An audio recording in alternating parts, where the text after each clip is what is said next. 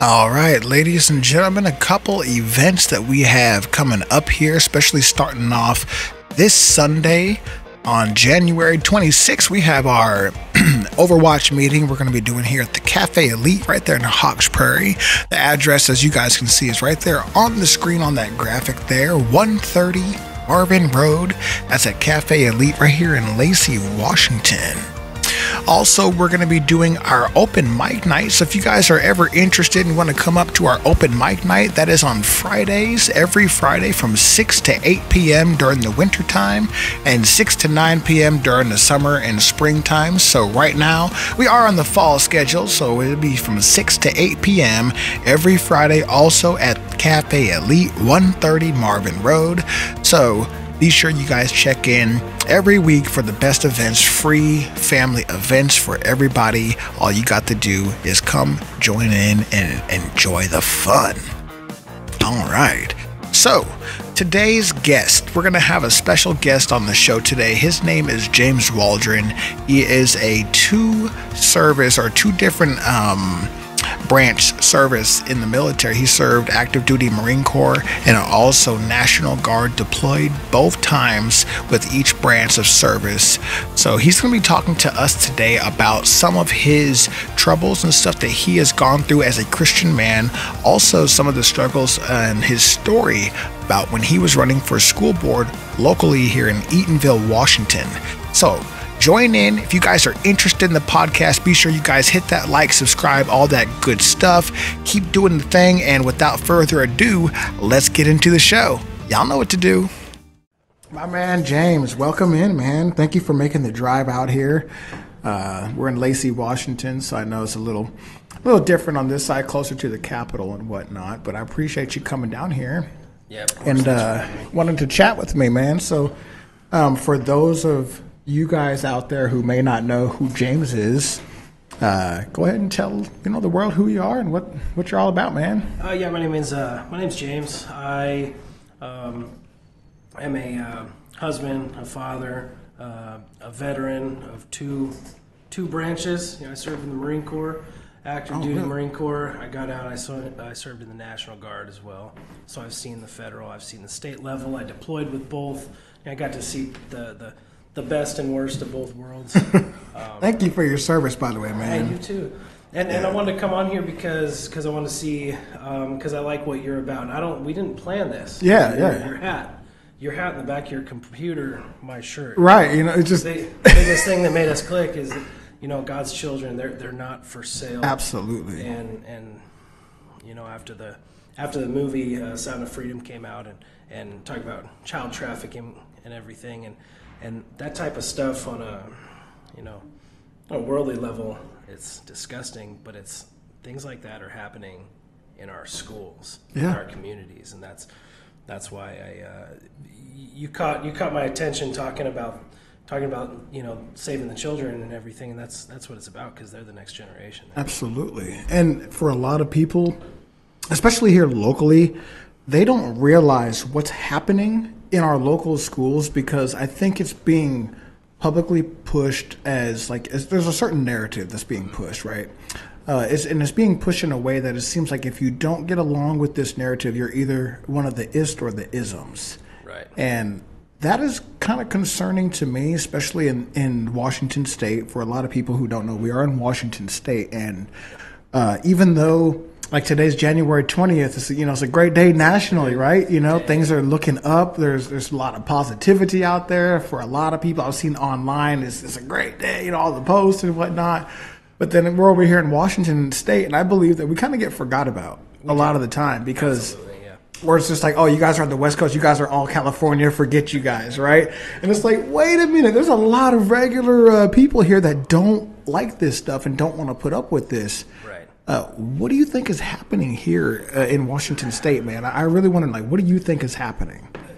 We are kind of forgot about. This is probably one of, if not the most beautiful state in the entire country. I do believe that. The country. You've been around the country. This state is beautiful. We wake up, we get to see Mount Rainier every single day. I will never get over how beautiful Mount Rainier is. Right, and you can just go up there. You can just take a short drive from there. Yeah, hour and a half, and you're in the thick of it. You're in the snow. For real. You're, Paradise, the national parks up there, the swimming, everything that everyone here has. I think Washington is, especially if you like the outdoors. If you like to go outdoors and whatnot, especially because we have a great spring and summer here. Yep. But if you're not used to the rain or nothing like that, like it's one of those things you will get used to it one way or another, and you're still going to go outdoors and do outdoor stuff because it's not going to stop. But it's not going to stop. We're still going to have 80, 90 days of sun in the summer. And, it kind of makes up for it, too, especially like when you get that vitamin D and you feel the sun is out. It's like you can see everybody around. It's like, wow, we got to take this in while we have a chance, because if we don't, we know what's going to happen. You know, we make do. I played 18 holes today in about 30-degree weather. That's dedication. Off the green. That's dedication. See. But back to I think that people have come together and found a way to make Washington something that it shouldn't be. Yeah, it isn't. You know, and some of it's politics, some of it's I believe some of it's evil. Yes. You know, if I believe in God wholeheartedly, and yes. And you know what's happening. I believe it's Romans 1. They talk about giving into your worldly desires, mm-hmm. right? And I think that what's happening is people are, and you don't have to be a person of faith to believe this, but the denial of it, right? Yeah. So here's a little story of some people, right? Of some activists. We'll get into it a little more about the school board that I ran for, and the activists that I went up against, right? Mm-hmm. But it started with a prayer.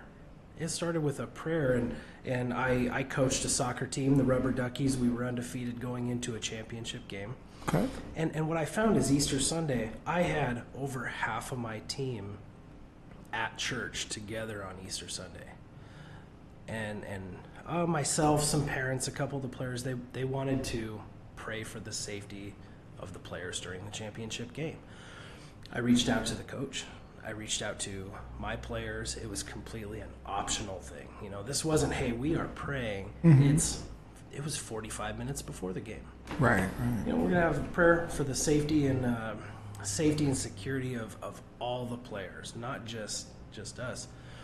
And you shouldn't believe, but you would believe. Here in Washington, I was met with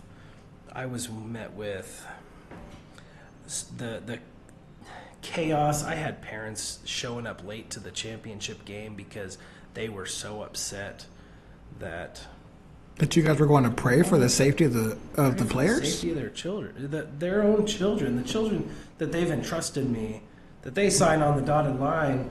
We're going to sign up and we're going to entrust our players with this coach. And man, I was trusted with all of a lot of them would drop their kids off and leave. Right. Yeah. Oh yeah. They obviously trusted me for years. Right. Too. One of them I even coached with alongside a couple of years prior. He was my assistant coach. But you say prayer, and they try to turn this narrative of, well, you don't know what God these children pray to. It's not about that. Right.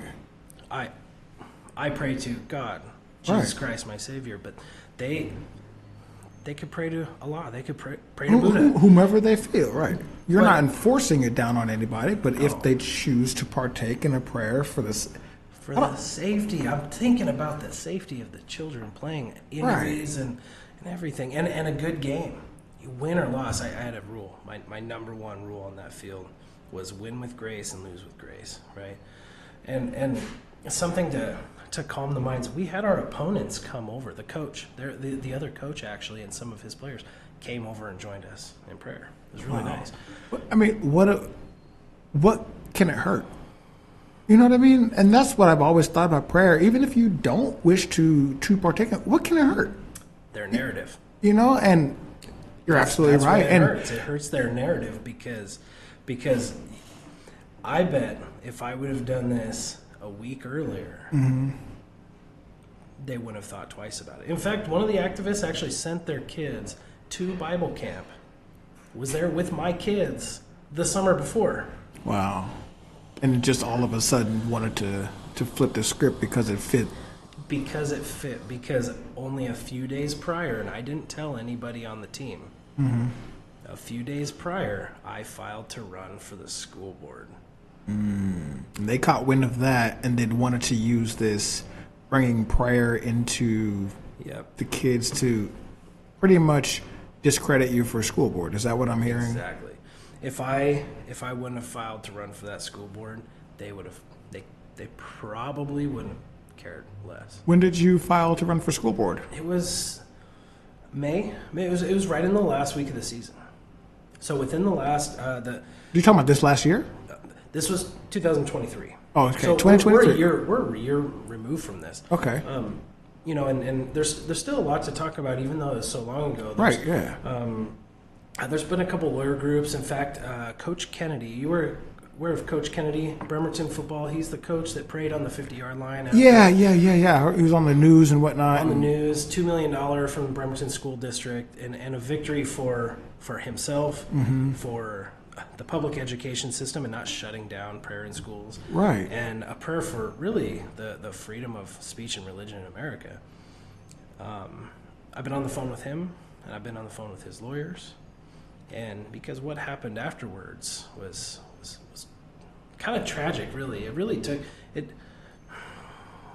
I have thick skin. I mean, you don't go through the United States Marine Corps with thin skin. Right. Most people don't. By the way, I would say shout out to someone. I have to, because your influence is already on the East Coast. You probably know that. Chris Lee, Chris Insaros is actually someone that I served with in the Marine Corps. She's over on the East Coast, and I saw her reacting and commenting on one of your posts. So you're getting there. You're right. You're reaching the East Coast, which is cool. She works. She's government job like Homeland Security and stuff. She's doing her thing. So that's pretty cool to see that and see someone that we both. I don't know if you knew her before. I know she's from Oregon. So maybe, but your reach is cool, which is pretty cool.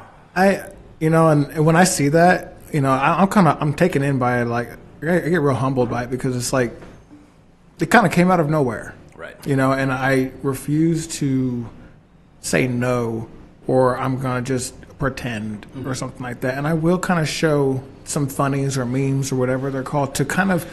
A lot of it is really just to gauge and see how people react and think about certain things, and I want to get the ideas and where they're coming from. Yeah. And then usually I can try to invite them in or I would like to invite them in for a conversation, but the ones that really dislike it or whatnot, they refuse, and then they use that to try to slander and whatnot, but they can't step away from, well, these are still facts. Yep. You can't, regardless of how you feel about what I said or how I said it, they're still facts.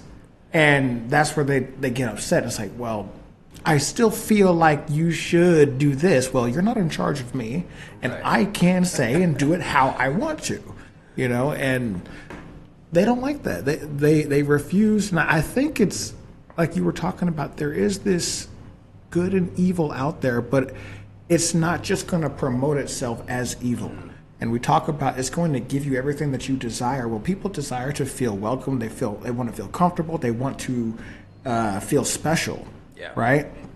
Well, if everybody feels special, nobody's special. I'm sorry. But in the way that they're pushing this today, they're trying to make these individuals in this particular group, they're demanding that they have spaces for them. They're demanding that they have literature for them. They're demanding that they teach these things in the school, when the parents don't get a say-so. And that, to me, sounds like, okay, it seems like they're trying to force something upon you, and if you step up to them, they're going to label you a type of way, which is very concerning, because then they use those words, the ist and the isms, and they call us either a fascist or whatnot, but then at the same time are trying to silence me when I say, well, here's the blatant truth.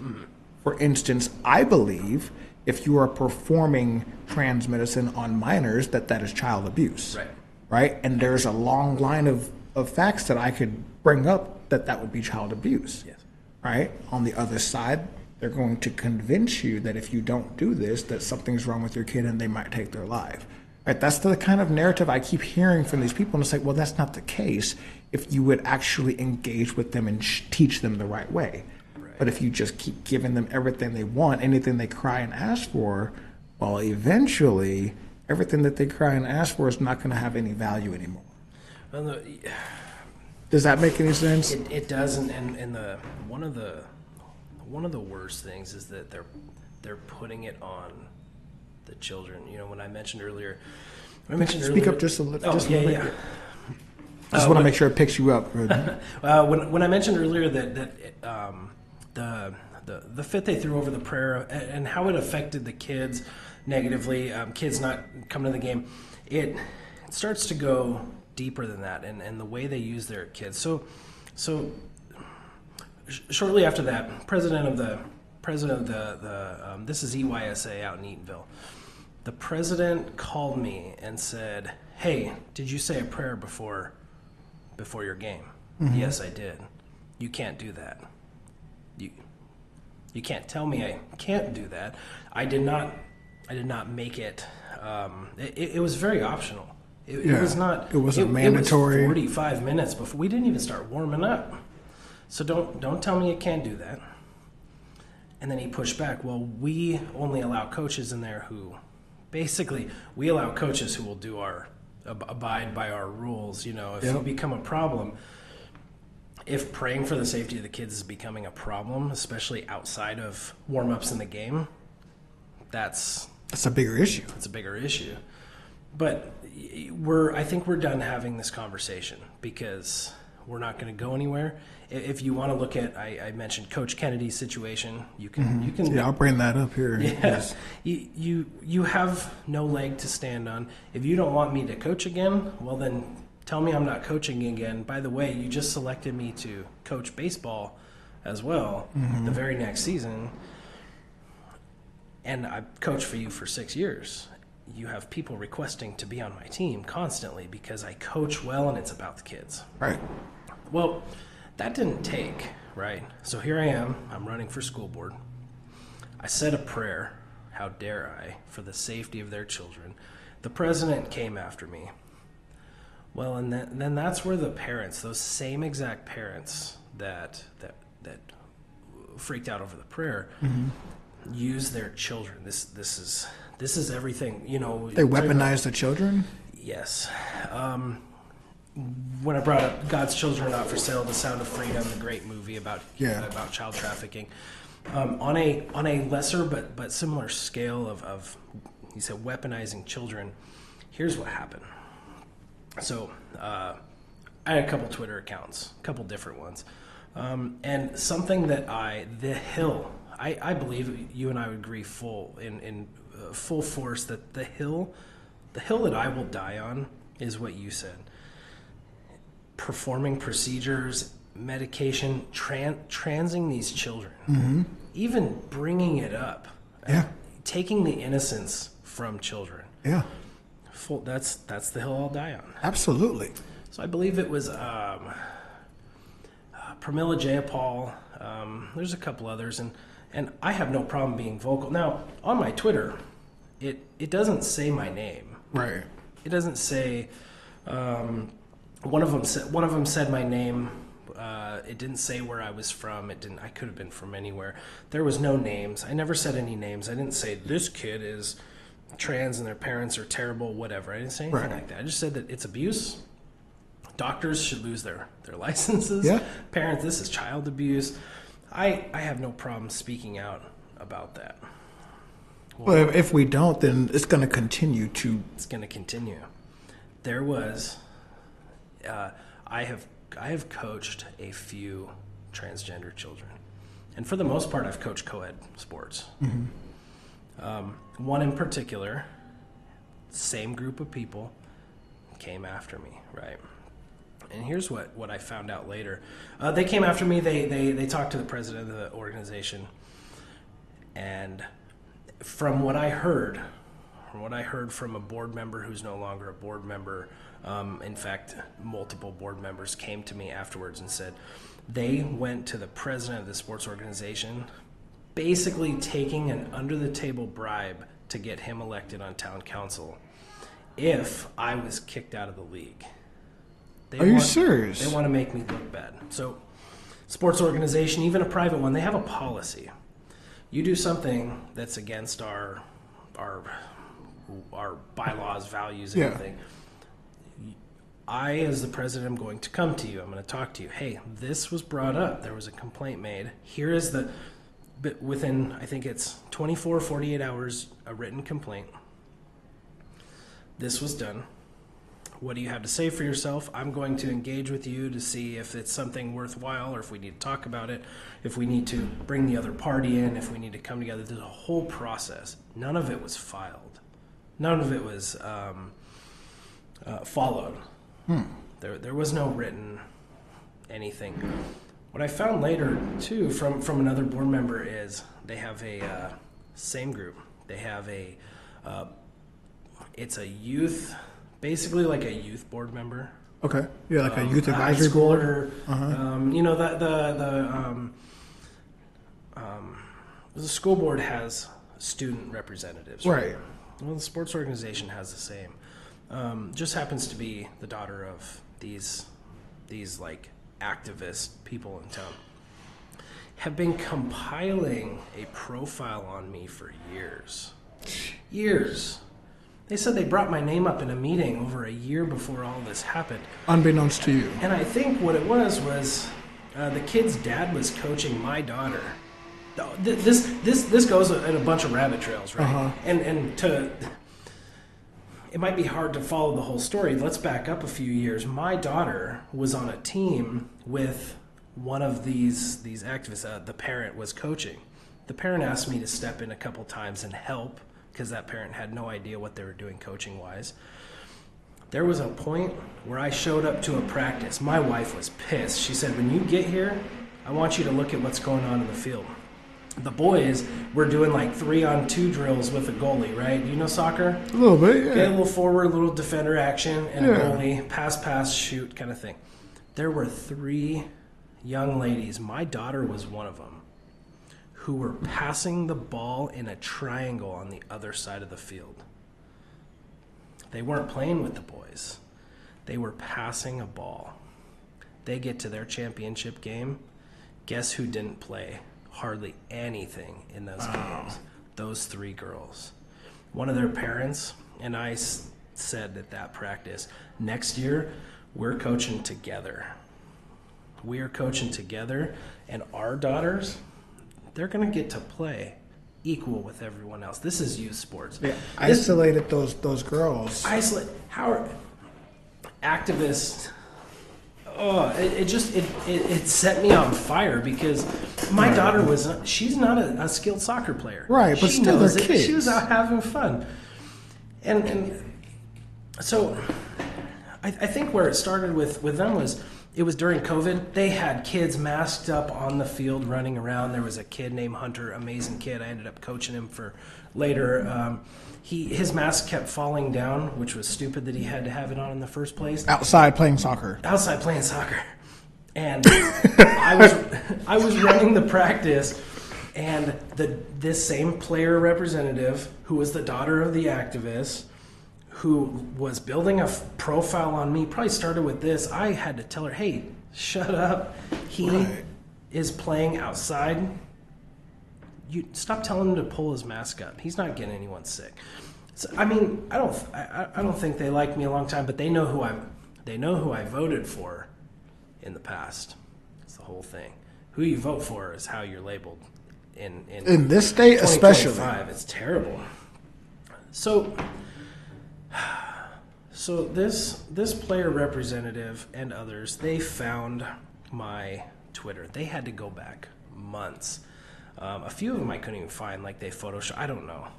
They went back months and they found some things where I spoke out about child abuse. I won't call it anything else. It's child abuse. It's child abuse.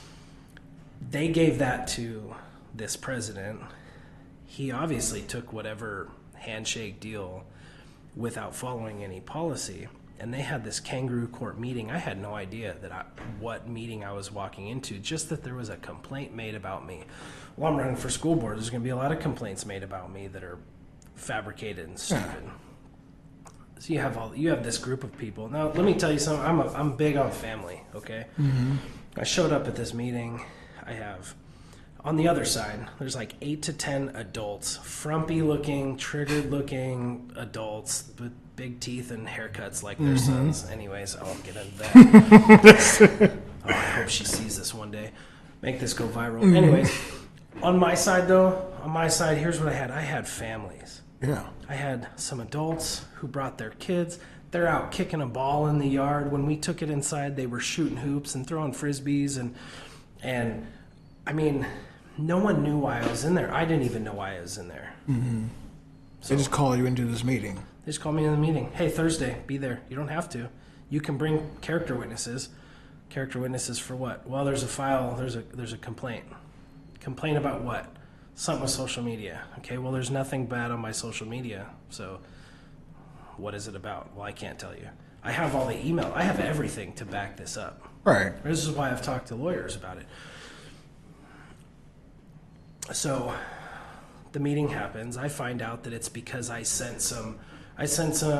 responded with tweets months ago, and they took it as I am trying to ruin this transgender child's life. This transgender child who I was horrible to, in their words, right? I was one of my favorite players. Co-ed team. There's no, boys and girls. They all played together. All of them were players. There was never a question. I didn't care if they were a boy or girl. They all played. They had fun. This kid started every single game. If I could say anything to this kid right now, it's, I love you, you're awesome, and I would coach you 10 out of 10 times. All right, because it's about the kids. It's about the kids. It was always about soccer. There was never anything political. There was never anything, until they made it that way, right? Right. Well, needless to say, after this kangaroo court, and talking about families, I had players. I had a high school player say, Coach, I can't make my high school basketball game because my coach is under attack and I need to go speak up for my coach. I about cried. I mean, these are, I had referees come in and say he was always kind to us. When he didn't agree with something, we talked about it. I had people writing letters. I had families. I had previous coaches. I had people who coached against me. And I very humbly talk about how awesome my experience coaching was because people seem to like playing for me, right, with me, including all these people who kept stating in this kangaroo court, you were a great coach. We just have a political agenda of activism and we want to use our children to take you down so you don't get on the school board. Basically, was what they were saying. During the time that you were coaching, and those players that you were coaching, did they ever bring up any complaints or anything during those times that you know about? So the president was unaware of any complaints while you were coaching or anything. None of those came up until you were about to run for school board. Until I filed to run for school board. Wow. Within a week. I mean, we're talking about a week period. One of the activists. You notice how I don't mention names. I never mentioned names before. Right. They know who they are. I'm not going to, especially the children. I'm not gonna name a child. If I'm talking about a specific child and I have a problem, I'm not gonna name. And it was nothing against the child. It was against parents and doctors. Of course. And their child abuse. What they're doing to kids is they're harming children, and then they try to convince these parents that, well, these procedures are reversible later. They're not reversible. They are permanently scarred and ruined for life, and that's terrible. My prayer for these children is that they are able to live the best life that they can. Right. Right. It's such a touchy subject to a lot of people because they don't want to tell it how it is. And as far as that community goes, the community of transgender people, I can tell you, I know two very close people, or people, I wouldn't say very close on one of them, but close enough. One of them was a dude I went to school with. We were in choir together. I mean, his wife was his high school sweetheart. We were buddies. He joined the military and went through a transition period currently now. Oh, wow. And it's happening. And, you know, I don't agree with it. I don't believe in it necessarily. There's something going on there. But if I was to, if he was to walk in this room, or she as walk in this room right now as an adult, you made a decision. Let's sit down and have coffee. Right. Let's talk. What I've always told them is don't. The couple times I've been able to talk to people like that is, you have this new life and you're talking about this new life. Don't forget the good things from before. Don't forget Steven. Steven was one of the coolest dudes I know. Right. There's another one that I served in the National Guard with, who was a Seattle police officer. And she was beautiful. Her and my wife got along really well, so when I say she's beautiful, it's a conversation my wife and I have had together. Of course, yeah. And all of a sudden she goes this path, right? As an adult. She does it as an adult. And she seems to be she seems to be very happy. Mm-hmm. But they're not children. And they're not they're not being pushed on by adults.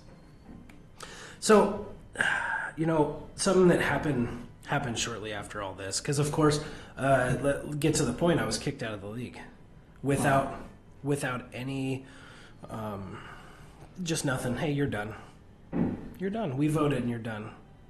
You weren't able to like appeal it or anything like that, or so in the bylaws, I have 24 hours to appeal something of that nature. Mm-hmm. I sent an email stating, hey, I'm replying to the email within seconds.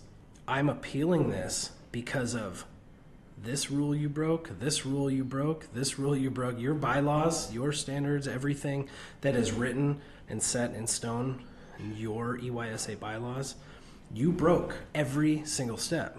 So I'm appealing. Within minutes, I get another email back saying, you can't appeal. That's it. That's it. They don't give reasons. Nope. I've learned they don't give reasons, and it's like, well, they're not obligated to give you any reasons. They're obligated to make you try to tell them everything. It seems like you're obligated to tell them everything, but they don't have to tell you anything. And it's really weird to me. They were mad that I wouldn't answer I couldn't answer their questions. I couldn't. Hey, does your Twitter say where you're from? Can they tie you to our town? Mm-hmm. Well, look for yourself. You can't. You can't. They were able to. They were able to dig. Notice how they dug months back. Did they give any reasoning why? Like, they're saying maybe for the safety of the kids, your Twitter has what they're calling extreme content, and it could potentially bring harm to the kids. Is that what they were saying? Well, or what they lied about in the meeting is not a single person knew that our child was transgender until this happened. Bullshit. Well, I'm kind of confused on to why they were removing you from the league. Was it because of the Twitter stuff, or was it because of the prayer? Or they said that it was because of my use of social media could bring harm to a child. But it hadn't ever brought harm at all. No.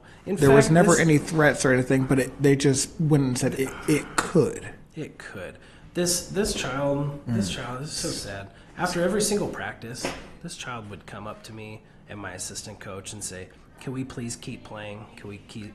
Right. Kids want to keep playing. Kids, all of the kids want to keep playing. Exactly. This particular kid didn't want to go home. I wonder why. When you have a family sheltering you like this, but also using you as a prop to get your political activism... I think this has... I don't think that this is any longer political. And here's why I say this. Earlier, when we first started talking, you right away, we clicked, and I knew we were going to click because you said, evil is real. And there's a lot of people that would like to deny it because they don't see evil plastered in their face like that, right? And I have a reason why they don't see it that way, I'm going to tell you that in a minute. But evil is real. And I believe, and this is my personal belief, I do believe that the devil is out in full force and is giving people unnecessary desires to make them feel included in whatever they want, really. Right. And the reason I say that is because it seems to be shifting over the last few years. It seems, and I'm not saying this is a talk for every atheist out there or non-believer out there, but it does seem those who are non-believers are kind of pulled into this alphabet community, and that seems to become their religion because they defend it and will attack you as if it is their religion. Right. Versus politics used to be something that we could disagree on and still be friends. Yeah. You know what I mean? I may not agree on whatever policy or whatnot. You may think it's this way or whatnot, but we could have a civil discussion about it and go have a steak after and be perfectly fine. Right. Yeah. You know what I mean? But these type of subjects for these, I call it the alphabet group. Yeah. For the alphabet group, it seems like this is their newfound religion. And the way that they are throwing their kids and I call it, they're sacrificing their kids. Exactly. And who else would advocate for that but the devil? It does not seem, and I believe that it's not natural. It has to be some kind of supernatural entity, because why on earth would a human being want to willingly sacrifice their child to partake in procedures and things that are going to harm them? Like, I can't, I'm a father, I have two girls, two beautiful girls that are in public school right now, and these are the things that are going on. Right. And I'm like, every day, I'm like, wow, what is going, like. Well, in the end of the Bible, it talks about the revelation and the battle between good and evil, and that's. People don't like to even acknowledge that, though. They don't, and when you hear when someone starts talking about the end of times, if I was to start saying it's the end of times, the battle of good and evil, people would automatically say, "Oh, he's a Bible thumping, Jesus freak, sky daddy, nut, yeah," like, and they would start to use that against me. I'm a conspiracy theorist, all this stuff. But look what's happening. They refuse to look at what's actually going on. This family is willing to set their high school daughter into social media to gain a profile on a conservative because he voted for Trump. That's exactly why. And then while using their transgender child at such a young age, oh my gosh! If I ask my kids what like transgenderism was or being a boy and girl when they were 2, 3, 4, 5, 6, 7, 8, 10. 15 years old, I mean, they're not going to know. They're stealing their innocence, and they're willing to use their children to. Would you use your daughters as a shield in a firefight? Not a chance. So why would you use them as a prop in a political evil? This is why I don't think that they're willingly.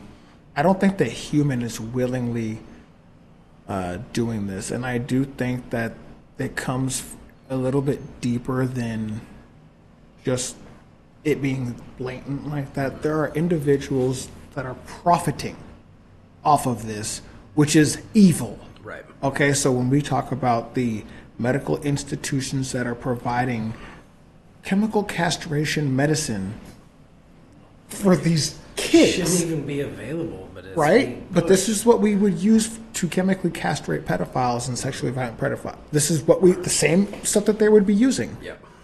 And they're giving this willingly to minors over a brief mental health consultation. Okay, and they start them on puberty blockers, et cetera, okay? While they're doing that, they are profiting off of this.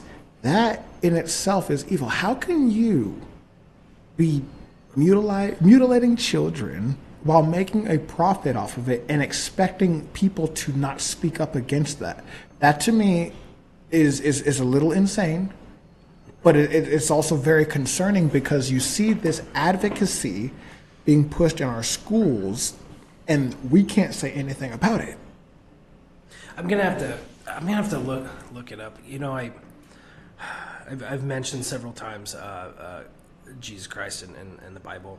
I'm not someone who can sit and just spew a bunch of scripture. Right. But when I mentioned that giving into worldly desires, I was talking to a good close friend of mine who was explaining this verse to me, because he actually brought it to me and said, hey, this is what's happening. And he explained it in a way that to your point, when those deny God, it's like they don't know what they're doing anymore. Yeah. And that evil has set in so, not that I don't know that they can't be saved if they should turn their life around, but they've denied so hard that now evil has set in. And you're right, it's not that they may not have a good heart deep down. They're overtaken. Yeah, they're overtaken by something that is stronger willed and will give them those little things that make them feel good in the moment. Mm-hmm. But they're literally denying the long-term effects, the second, third order effects that they're having while they're living in this moment, right? So they might believe, well, there is no heaven, there is no hell, there's only the now, so I'm going to do what I want right now, which seems to me be very selfish. Mm-hmm. But for those individuals who live a life through God, it may be Christian, it may be whatever, but if you live a life through God, you tend to take away a lot of that selfishness, and you live with, well, this is what I have, this is what I have extra, and with this extra, I can provide extra for others who may not have it. Right. It's a real, it doesn't have to be religious, like, but it's a real Christian mindset, if that makes sense. So those who are away or absent from that mindset, because it doesn't even have to be from church, but just that mindset, not just living through God and trying to be better each day, as opposed to just doing what you can for yourself. And this is the way it is because I'm God, in a sense. Yeah. And there's a lot of that these parents are, I believe that they're looking for something that's a lot bigger than them, but since they don't want to admit to there being a God or a creator or whatever, they would like to go on to the science and the theoreticals and whatnot, which in America, I'm like, hey, if that's what you choose to do as an adult, cool. Good for you. That's your freedom of religion. However, right. If that's what you choose, that's fine. However, you should not be forcing or sacrificing your kids to do this. Here's the thing, though. If I were to tell the doctors that my child thinks that she is Mickey Mouse, or Minnie Mouse, let's say. She's Minnie Mouse. And she identifies as Minnie Mouse, and she wants to cut off one of her fingers on each hand to make her, she has 4 fingers just like Mickey Mouse, right? And if she doesn't do that, then she's going to take her life. This is how far down the hill she's gone. Do you believe that the medical professionals or anybody would allow me to cut my daughter's fingers off to make her feel as if she's Mickey Mouse? They would say I'm insane as a father for doing that, right? Call CPS. And they would probably call, exactly. However, if I say, hey, she feels that she's a boy, wants to cut off her boobs and start taking testosterone, they're going to sign her up immediately. So fast. And if I say no, and this is what a lot of people out there don't realize, and this is really important, in the state of Washington, if a child is 13 years or older, they can make medical choices for themselves against the parent's will. And if the child wants to leave the house, run away, and get a procedure, the state can keep them and not have to notify the parents. Parents don't realize that. That happened just last year. That came into effect last year. Parents don't even realize that. And as I'm going to say, good parents fight it. The government, our local government, talking about Bob Ferguson, people like that, they're pushing back. They're pushing back. It's not their kids. First of all, it's not their kids. It's not their kids. When that's where I believe that God's children is not for sale. I believe it's a little bit further than just the trafficking, by the way. Yeah. And that's why I've started using it within my own organization, because it is so much more than that. It is this stuff going on here. They are selling these kids, every little bit of them, right here in front of us. And we're just sitting here like... You know, I keep referring to activists. There's like a group of 10 of them. Yeah, it really is like 10 of them, but they're really like loud. 10 of them, and then they have their little minions around. Right. And, you know, basically the teachers union. Shout out to the Eatonville Teachers Union who supported the teacher bringing a dildo to an 8th grade health class and calling it the talking stick, while one of those same activists, the guy that I coached with, who threw me under the bus and lied to the community about me, stood up in, I believe, the May. It's on YouTube. Are you serious? The May of 23 school board meeting, saying that the parents who were upset that this was happening, who you could opt your kid out. You know, it's in the paperwork. You can opt your kid out. The teacher should be able to bring a big black dildo into class, and that's okay. And where I was going with that on a whole different, you know, you hear about that stuff. You hear about that stuff all over the country. Yeah. Brandy Cruz did Operation Indoctrination. Did you watch that? Yes. And dude, she's she's fantastic. She's great. She's literally turned my head around to, like, I can finally watch news. I know I'm going to get the real news and not just bull crap. Like, it's actually going to be what's going on here. Well, if she's willing to be objective too. Exactly. If it's not something that you believe in, but she feels it's wrong, she's going to tell you. She's a self-proclaimed independent who's gone more conservative because the conservative movement is a lot more common sense. Mm-hmm. But Operation Indoctrination shed a light on a lot of things, and what people don't understand around here is that just small town Eatonville had that same thing happen, and there's not a lot of people who really knew about it because it was brushed under the rug. Yeah, the school board did everything they could to put a stop to it, and they didn't suspend her. I don't believe they suspended the class. They said we're gonna stop this until we can investigate further, and the teachers union and these activist parents fought so hard that they basically said, yes, okay, you've been teaching for a long time, so you do your thing. I just don't understand why they would even think that would be necessary to bring into the class. Like, it's not. It's part of that. It's part of that evil, and the way our state wants to put medical facilities in our schools, mm-hmm. you know, so that you, the parent, me, the parent, can't find out, don't know about those things being done. It's not for Band-Aids. They have nurses stations for that. Right. They want full-fledged medical facilities, and we're fighting it off. That's why I brought up the school board. The school board is, like, God bless that school board who's doing everything. It might be the best thing for me to have lost that. Now, I lost everyone's favorite teacher, all right? And I've heard that Travis Rush, the guy who beat me, he's a great guy. We never went at each other's throats. There was never anything like that. He seems like a good dude. We may not agree on everything, but he's doing his thing, and that school board is basically, they're not there to implement the policy of the school board or the superintendent like they should be. They're blocking the state. They're trying to put a shield up around these kids to keep things like big black dildos in right. middle school. Right. Who'd have thought, right?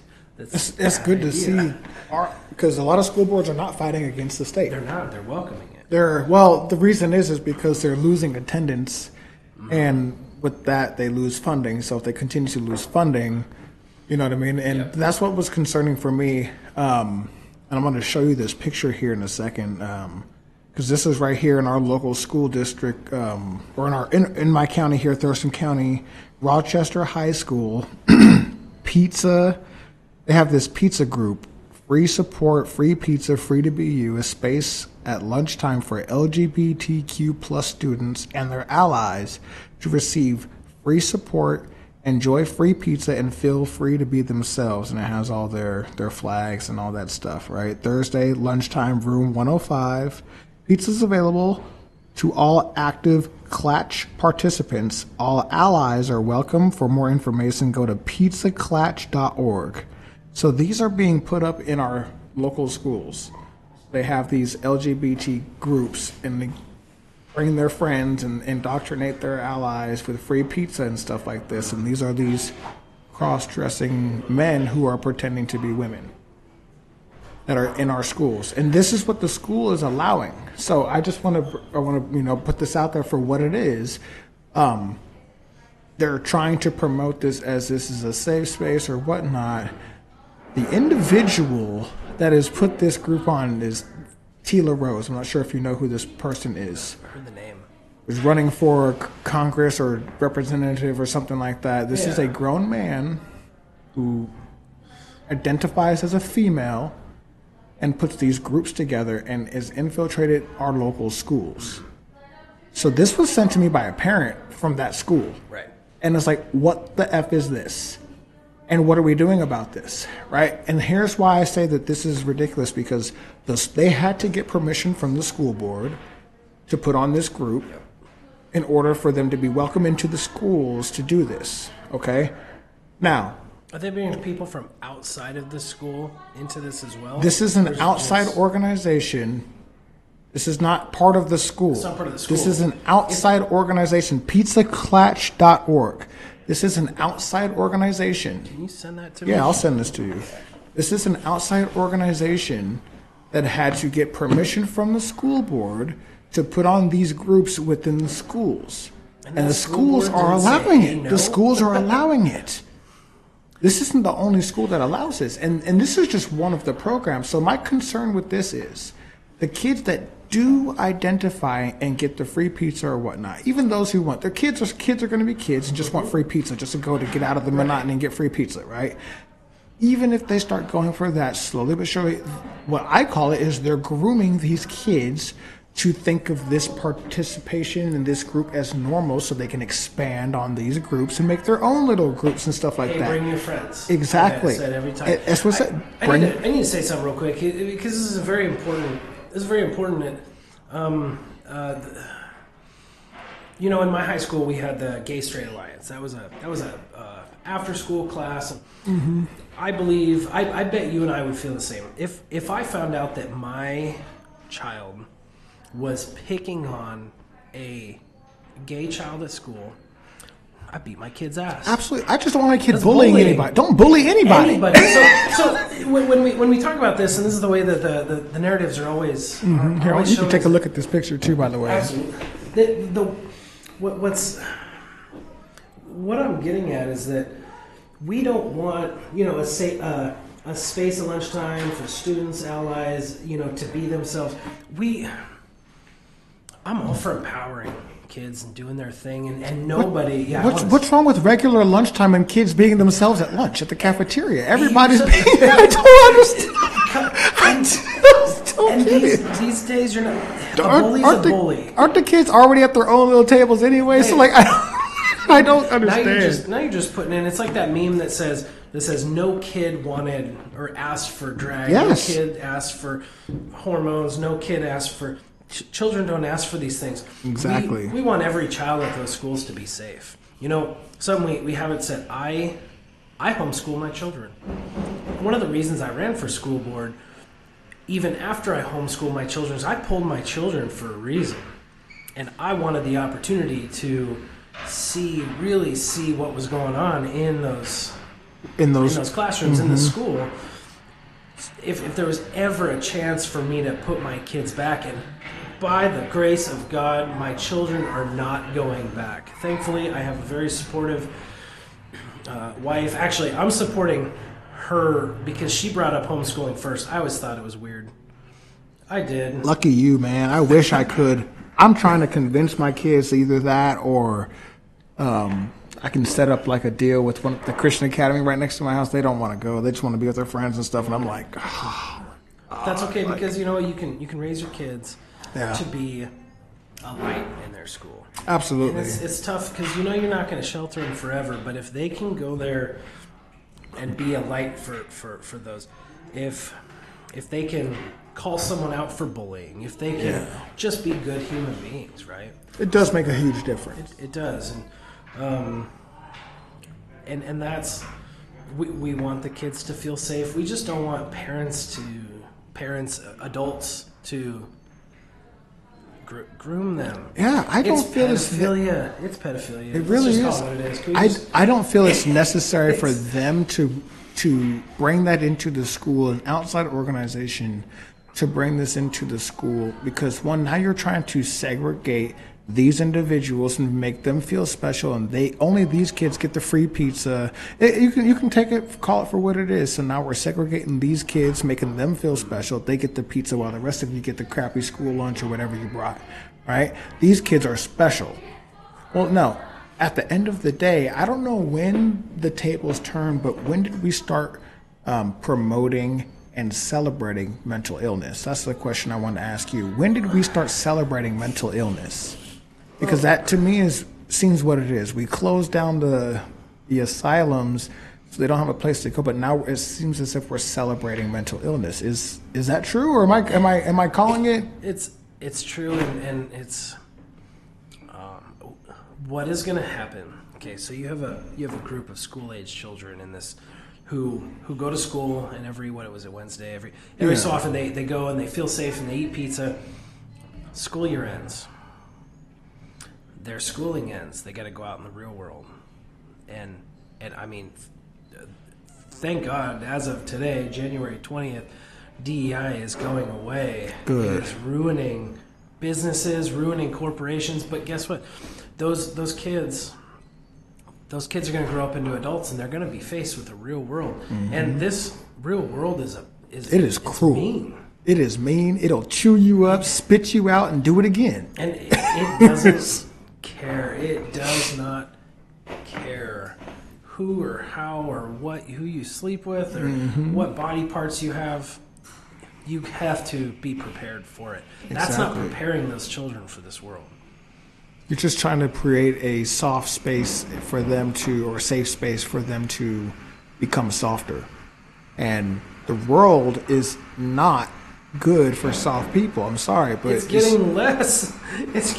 Well, that's the thing. You see what's going on here. Like, these people refuse. That's why I want to bring up that bubble talk. These people refuse to acknowledge the reality that's actually out there. And I think a lot of that is because they refuse to break their bubble.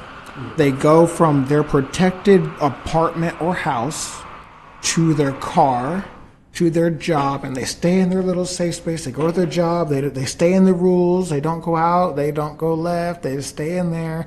They get back in their car. They go home, and they're in their safe space. And the only time that they adventure out is through social media. So now they feel like they're out and about, but they're really not. They don't get to see the world for what it is. So then there's individuals who are actually in the streets and see the world and see it is every single day. The crime, who are on the scanner, who are actually helping people in the community and see it for what it is. And it's not pretty at all. These are real life things that are happening right here in our community, and people refuse to acknowledge it because they're so clouded and protected in their bubble. Well, I don't have to see it if I don't participate in it, so everything must be good. No, everything is not good.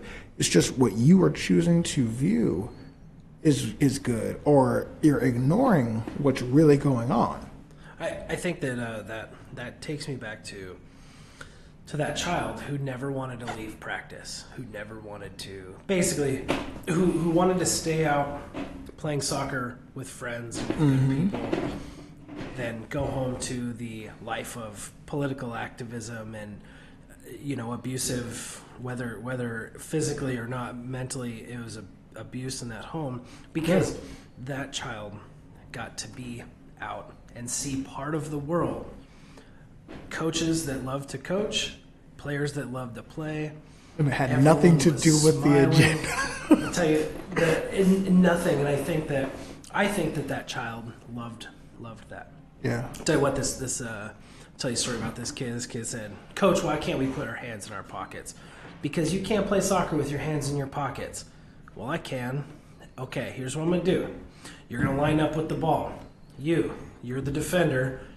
Get in the goal box. If you score a goal with your hands in your pockets, I'll let you keep your hands in your pockets when you're standing in line waiting for your next drill the rest of the year."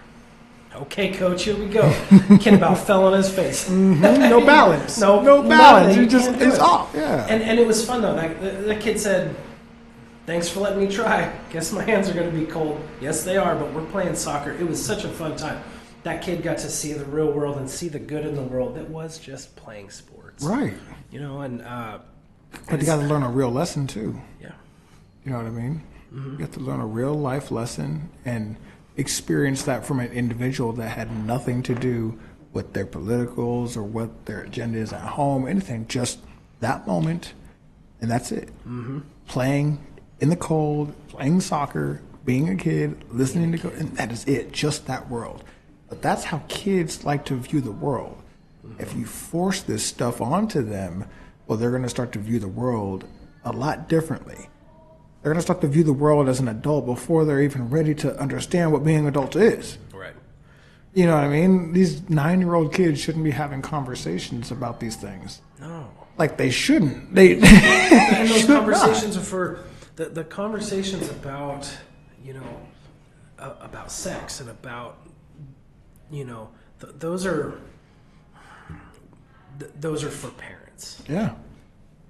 That is exactly the truth. Those are for parents. They don't want the parents to be involved. They don't want us. They don't want me talking to my 3 children, my wife talking to our 3 children about sex.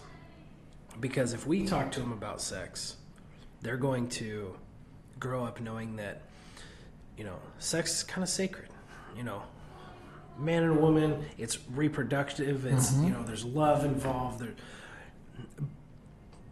We're not indoctrinating them. They want. If you don't have, how do I put it? If you don't have experience or multiple partners. Yeah, if love isn't the basis of sex, then Planned Parenthood only grows, right? Oh yeah, absolutely. You know, which is also a profitable business, right? Planned Parenthood wasn't a thing for my wife and I. We didn't need it, you know, because we had a direction in a way that we wanted to go when we got married, but Planned Parenthood goes away. That's evil. Planned Parenthood has done some good things. If I was to say right now, I know Planned Parenthood has provided contraceptions and things to high schoolers and everything. I'm not knocking Planned Parenthood as a whole and what they started. Right. But the evil has crept into Planned Parenthood, where now it is abortion. Exactly. That's not how I want my kids to be raised. And that's all they hear. That's all they hear. My kid was talking about that when the election was going on. What do you think about abortion rights? I'm like, why are you even concerned about that? That's what I asked her. She looked at me like, what? So why are you even concerned about that right now? What adult put it in their head? Exactly. You know, and now you have questions about, well, why is my daughter talking about exactly? this? Who are you talking to about this? Where did you get this? What classroom? What teacher? What video you watching? It just keeps going and going and going. It's real scary for me. You know, I got a high schooler and I have an elementary school, both girls, and the difference in age is 5 years. So they're not as close as I would like them to be, but, you know, they're still sisters, right? Yeah. They're beautiful girls. I tell them all the time that they are beautiful girls, and I love them for how they are.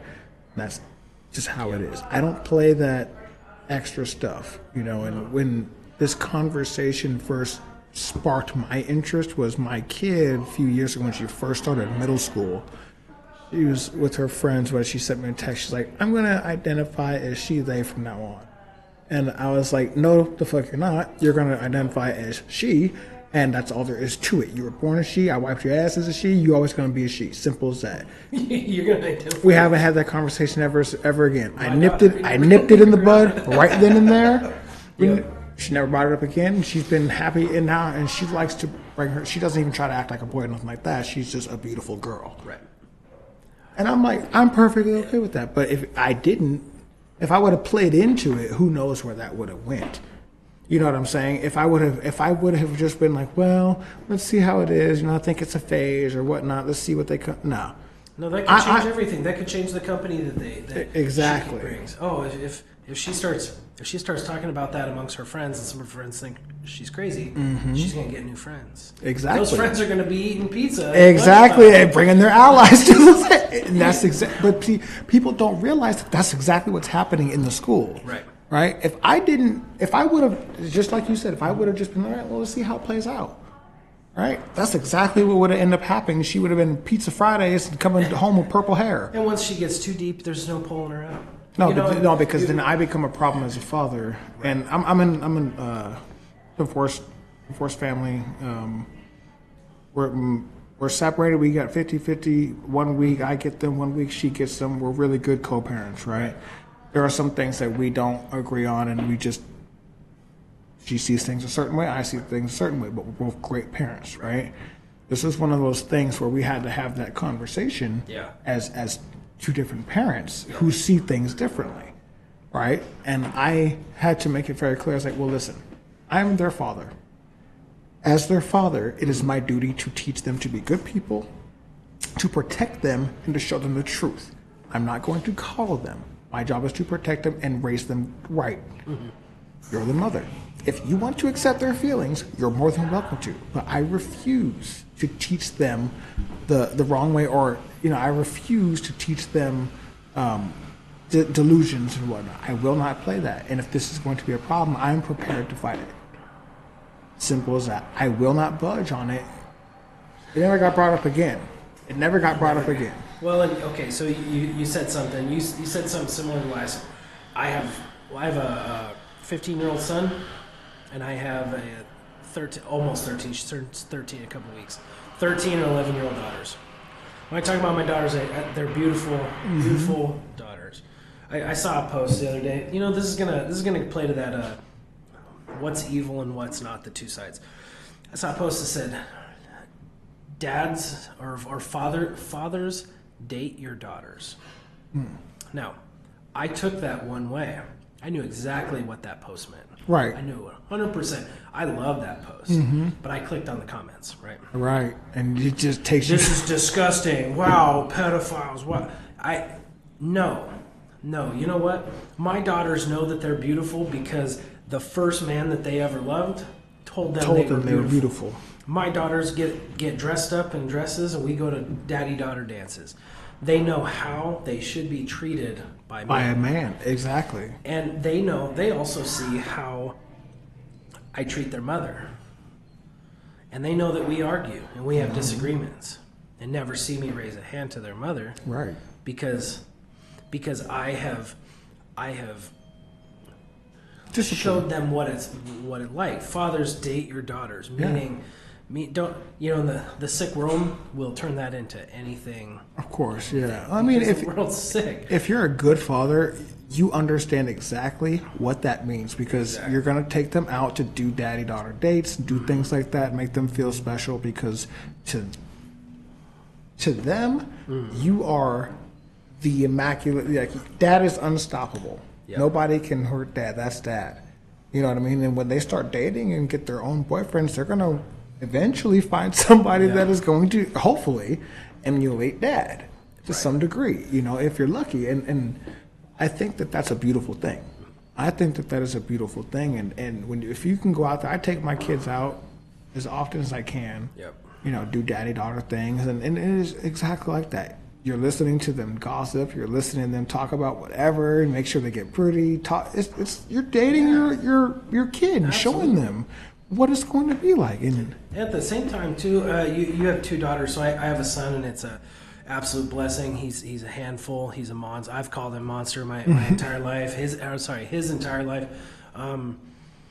And that relationship as a father. See, my biggest. The one thing that I want to do right is family. Yeah. Right. My family was broken.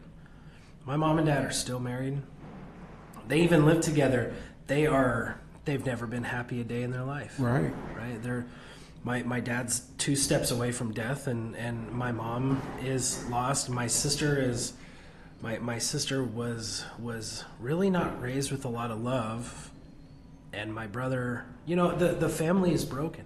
I made sure I wasn't gonna be like fall into that tree. Yeah. And having a son, You'd almost think, mothers date your sons. No. Fathers date your daughters. Mm-hmm. Fathers, you need to be fully. I believe it is on the father to raise your children to know what it's like to treat people and their future spouses, or how they need to be treated. My son knows how well I treat my wife, his mother. Right.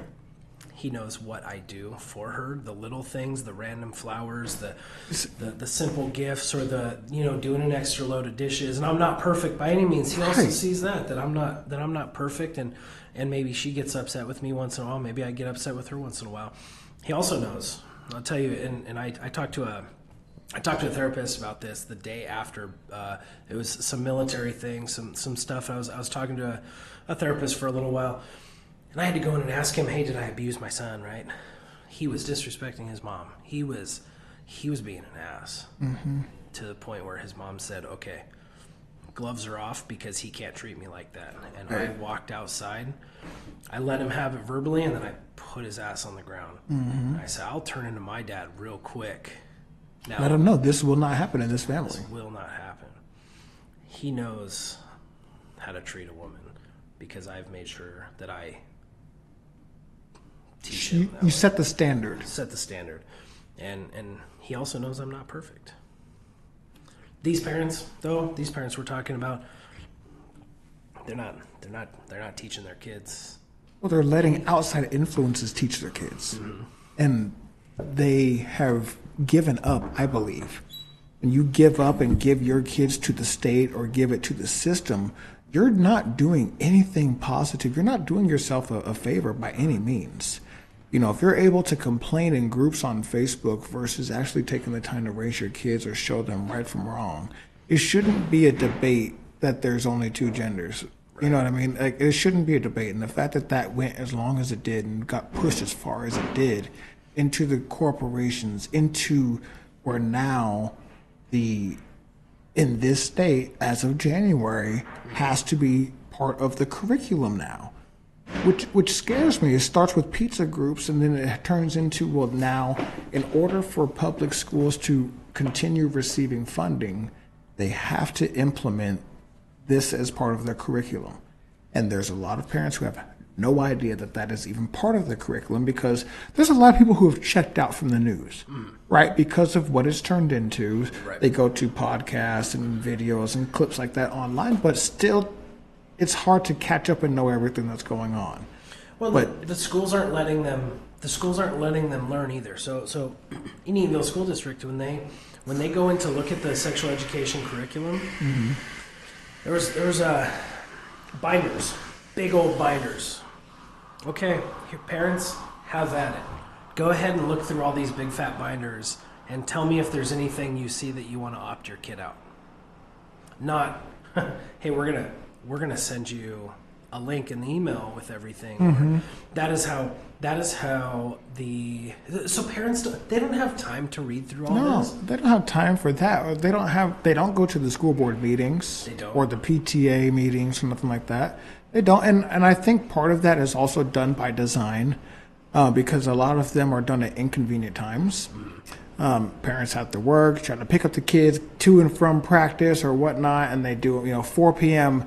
at this building. It's like, well, parents don't even get out of work till 5 in some places, you know what I mean? But they're having a board meeting and they have to vote on X, Y, and Z. And next thing you know, they voted X, Y, and Z, and by the time you even get to the meeting, it's over with. But or you don't hear about it at all. They don't, you know what I mean? Our school district, they don't live stream it or anything. So right. You have to go to the notes afterwards if you want to see what was done. And that's not going to tell you everything. Superintendent candidate David Olson, him and I had a conversation, and while he was running, and I was doing the little bit I could to get him elected over Chris Reichdahl, because we know what things have turned into under Chris Reichdahl in the public schools, but one of the things I brought up to David Olson was opt in, not opt out. That should be common sense. Yeah. We are going to teach your children sex education and health. Would you like your kids to learn from us, right? The Indoctrinating Teachers Union, but I digress. Or do you want to teach them yourselves? Do you want that to be between you and your children? That is a no-brainer. It'll never get passed in Washington. I bet that there's 45 out of 50 states right now that if it was put on a ballot, they would pass opt-in instead of opt-out. The problem is that I don't think it should even come to that. I think it should come down to the individual schools and whatever their curriculum turns into. The parents should, especially if they're adding something like that to it, the parents should get to see. They already send the parents an email over all the stupid fundraisers and stuff that they do. Right. So send us, hey, look, this is the new policy that we're going to be voting on at the school board or whatever. We need your input. They don't even do that. No. They won't even do that because they know if the parents get involved that they're going to say no to a lot of the stuff that they're trying to propose and or doing because they get no pushback, so they just make it happen. Right. And when you give them pushback, if you don't get enough support, if you give them pushback, they just say no. And they don't give you a reason. They just say no. Overwhelming pushback. What we need is overwhelming pushback in the public schools. Exactly. What camera can see me the best? Right? Look, parents, just opt your kids out of public school health classes. Just opt Start your with kids that. out. Don't even look through the curriculum. Opt your kids out. That dildo that was brought in class. The reason that they were able to find a loophole to make it okay for her to do that is it was called a prop. Well, it says on this page that a prop. This and that and the other props may be used to educate your children. As the talking stick? As the talking stick. That's a big old black talking stick. When I was in school. When I was in school, we did the condom, we put on condoms and everything. Here's what the teacher did. Teacher brought in a box. That box, we didn't know what the heck the box was. We were learning in class and reproductive health, and we watched the miracle of life, childbirth, and everything, and it was gross at the time, much more beautiful when it's your own kid. Right. But and then the teacher put the box on the table and said, pair up. Pair up. Boys and girls, everybody come get one of these, and all it was a wooden stick. Mm-hmm. You got condoms, you put the condom on. You practiced and learned how it was high school. That's understandable. You take the condom off, you throw it in the garbage, you are done with your lesson. That is how it was taught. You put it back in the box. You put the box under the table. That is all you need. Opt your kids out. Just teach your kid yourself. Teach them that. At least when it comes to those lessons, teach your kid yourself. And there's no reason you shouldn't be teaching your kids yourself when it comes to those things anyways, because how do I know that the school gym teacher or whatever isn't trying to sexualize these kids while he's doing the lessons or making remarks that I don't necessarily think are, you know what I mean? Yeah. I don't know these things. I'm not part of the lesson either. And maturity. I mean, you know your own kid's maturity. There are some, I remember being in that class. I'm not saying that I was the most mature ninth grader. Right. But at the time I was like, okay, this is what we're doing. And I remember talking to a friend. This is that thing where we're going to put condoms on some prop, not a big old talking stick. And it was like, who's going to laugh and giggle the most, right? The boys or the girls, this person. We did the maturity level. I felt that I was mature enough to handle that situation without it being too crazy. Maybe I giggled more than I thought I did. I was in ninth grade. But the teachers shouldn't, you as a parent, and the maturity of conversations. I mean, you have daughters. I think parents are afraid to have these conversations with their kids, and that's a problem too. Parents not getting more involved. I don't want to call out parents because we have parents' backs. You and I talking. Absolutely. We have parents' backs. We want parents to be able to absolutely be empowered and make their own decisions. And advocate on behalf of your own kids. Your own kid, but parents also need to do their part. They have to do their part. Absolutely. It's very awkward having that conversation with my son. Hey, if that door is closed, you don't come in our room. Maybe we're getting dressed. Maybe we're not. You know what I'm saying? Yeah, Dad, shut up. I get it. You know what I mean? That's an awkward conversation, but we had that conversation. Exactly. You know, and as you have a high school daughter, you said elementary school. You know, their periods start and everything, and that's probably more their mothers, right? But it's a conversation that needs to be had, even if it's awkward. And parents also need to, don't just opt your kids out. Get involved. Have that tough conversation, because if you don't have it with them, they're gonna have that conversation with somebody else. The conversation is going to be had. So if you don't have it with them, they're gonna have the conversation with somebody. Right. And that is where I get concerned as well. Okay, well, I don't know who that other somebody is. And do I know they're even getting the right information? Because maybe the information that they're getting at Pizza Friday is that these blockers are reversible. And if you feel this way, that you can, maybe that's the information they're getting. Maybe it's not. I don't know, because I'm not going to that group, and I'm not going to advocate to try to be a part of this group, right? Here's my question. When I showed you that picture about Rochester High School, when I showed you that picture, immediately you were like, wow, like, it makes you think, like, what is going on, right? Would that seem like they are trying to indoctrinate kids? It's a colorful picture. Does it seem like they're trying to indoctrinate kids? Because why else would there have to be a specialized group in time that gets special treatment? Mm-hmm. There are no other groups being promoted getting special treatment this way. Why are we giving special treatment to this group? And what's the purpose? Are they trying to, do you feel like they're trying to indoctrinate these kids? They are, 100%. The picture has the words, but the picture is also colorful. We live in a day and age where people are they're attracted to the next shiny thing. Right. That picture, you see that picture and pizza, you forget about everything else, especially as a school-age child. Mm-hmm.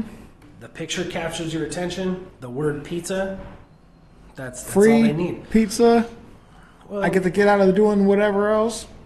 You see it now. Even, I mean, we've talked about the grade school, K through 12 general, but I mean, they're doing this stuff in colleges too, all over the country. They're doing, and they get even further, more than just the alphabet community. They're getting into pro-Hamas groups and things. Yeah. I mean, everything is a narrative to them, and maybe this goes back to, we don't know. Maybe they don't know fully what they're doing, but they're doing it. Colorful picture, and that. I've seen some of your posts, and you've probably seen some of my comments, and maybe we have a slight agreement, slight disagreement or anything, but TikTok, right? I wish TikTok was gone, personally. Right. I know a lot of people make their money on there. Mm-hmm. People get, you could have your podcast on TikTok and get a lot more followers and everything. I understand the idea. To be honest, I don't think that, China and this president and that president, and I don't think anyone truly fully, Facebook, and now Mark Zuckerberg is a Trump guy, and people are going to throw everything out. Here's why, and I have no problem sharing this, because I've even told my wife about this, right? When I had TikTok for a short period of time, I made a couple silly videos with my kids. I had one of my Rottweiler holding a balloon in his mouth, and it, with the Dr. Dre, Still Dre beat, and it got like 5 million views or something, and it was pretty cool. And then you see a girl dancing. She's pretty, she's dancing around, captures your attention. And then you scroll through and you see the same girl dancing. She's dancing, and it's really hard as a man to not let that capture your attention. You see another one, and she's celebrating her 16th birthday. I deleted the app that day. I'm not a pedophile. You can't have that. That's unregulated stuff. You have a child who didn't look like a child. You have a child dancing around, and I told my wife, I don't try to stare at all this stuff. You notice it, and then boom, there's her celebrating her 16th birthday. That's wrong. That makes you feel sick. Makes you feel sick, right? Yeah, that's unregulated. There's kids there's kids in school sitting there scrolling on TikTok during school. Snapchat needs to go. I feel. Yeah, I'm not a big fan of Snapchat. I mean, I have TikTok. I'm also very, I feel like I'm pretty dang disciplined when it comes to it because I use it only to promote my live. Like when I'm doing what I do with the kids here, I'll live stream it and I'll have it on there even if there's like 2 people, just or 1 person the whole time. When I'm out doing stuff with the community and the kids, I'll live stream it so that way they can't say shit. Right. Oh, he did it. No, I didn't. You can see. We could play it back the whole time. Right. I'm alive the whole time. You can lie if you want to, but here's the proof. Yeah. For that reason, also to I do have a pretty decent following on there, so I use that to connect with other veterans and other organizations that are doing good in the community. I will only promote real stuff, real good stuff in the community. I use it for that. However, like when they shut it down the other night, I didn't give a fuck. Yeah. I didn't care. It's like all these people freaking out over TikTok, and I'm like, there's a lot of pedophiles. I'm sitting there. I'm literally sitting there like this, just like y'all was in timeout for 14 hours and y'all lost your minds. Like, like that should alone tell you that you might want to do a little bit more, you know. But I've been pretty disciplined with it because I do not scroll TikTok at all. Right. And you would think like, dude, you have so many followers. And all this. I don't scroll TikTok. Mm-hmm. I will, and when people send me TikTok videos, I won't even look at them. I will look at TikToks from one person and one person only. She sends, or my kid. Okay, my kid sends me something, probably something stupid and funny, but anybody else, I don't even look at them. You won't find me sitting there scrolling TikTok. It doesn't happen. I'll post my stuff and I'm gone, or I'll post it, or I'll go live and I'm gone. I don't hang out and stick around, and I don't do it. I'm pretty disciplined. I use it just as a tool only, and that's it. Same with like my Facebook. I will engage. It's easier to engage for me using Facebook than Instagram or any of the other apps. But for me, it's just easier for me. I think it's just my app of choice. I like Facebook. Especially for locals and stuff. It's easier to capture some locals than TikTok has been for me. But I just don't care. Like, I just want the truth. I want the real stuff out there. And if it's not real, I don't want to waste my time with it. So I think when I kind of brought that mentality into myself, the addiction to social media kind of just, it goes away. You know, and then I started getting a following when I didn't care. When I didn't care or don't, you know, like, and all that, all of a sudden you start getting a following and all this stuff. And I was like, okay, that's weird. People care about what I have to say about this, but, you know, whatever. But, you know, if it's TikTok, if it's China stealing data, it's just going to be the same thing on Meta stealing data, giving it to China at a different price. If it's the same thing going to happen no matter what. The fact is, these are still tools and apps being utilized by Big Brother at the same time. Right. Okay, and what I believe is also very concerning, whether it's China, Singapore, Russia, whomever has the data and information. Mm-hmm. All right? If you know that somebody out there is watching you, stop doing stupid stuff. If you're that concerned, stop doing stupid stuff and putting it on the internet. Yep. First of all. If not, then you're going to get caught. All right? It's just that simple. But what concerns me is the blatant lies that I see from our own government to the American people about TikTok. That part concerns me. And then they say, well, I'd rather have our government spying on us than China. Okay, first of all, you shouldn't want anybody spying on you. No. It's not that if you want to see into my life, I don't. Right. Do. You know what I mean? No, you shouldn't. You shouldn't want anybody spying on you. Right. And then at the same time, we shouldn't be, as American people, you have to understand, like, we shouldn't want the government to be in charge of banning things, because if you put them in charge of banning things, it's a slippery slope before they ban the things that are needed to protect you as a citizen. And that is what we see here in Washington. The further and further they go, trying to take away your Second Amendment right, take away all this stuff, and it's like, wait a minute now. why are we doing this? You're in charge of making things better for us as a society, so we put you in charge to vote on either this issue or not, right? Well, if you're telling me that I, as a citizen, can no longer protect myself in these areas or out doing this, but there's not enough police to help out, and there's a lot of crime, what are we doing here? Right. Okay? How many times did you hear people say, oh, they're not trying to take your ARs. Don't worry, they're not trying to take your ARs. No, they did. First of all, they did take our ARs. Did they come door to door? No, but can you just walk over to Longshot and Yelm and buy one? Not anymore. Not anymore. You used to be able to. You had a concealed license, just go right in there same day, walk out with whatever you wanted. And we were much more protected back then. I mean, now we can go over to different states and find them. There's ways around. And Bob Ferguson, you're not going to stop me from buying whatever the hell I want. The fact that that you have to do that in the United States of America is a huge problem. I want to bring this point up because the Second Amendment is the only God-given right that you have to either pay or advocate for. It's really weird. Right. It's really weird. Because you can be considered a criminal if you don't have a piece of paper that you paid for in certain areas. Or it's like, wait a minute. Now you're trying to confuse me and make me a criminal if I don't abide by this way. Right? But it doesn't say that in the Constitution at all. No. It doesn't say that at all in the Constitution. I know this because I carry one with me everywhere I go. Right. United States Constitution says right here, shall not be infringed. So what are we doing here? You know what I mean? And that's one of the only ones to where you have to try to advocate for yourself or bring a case up.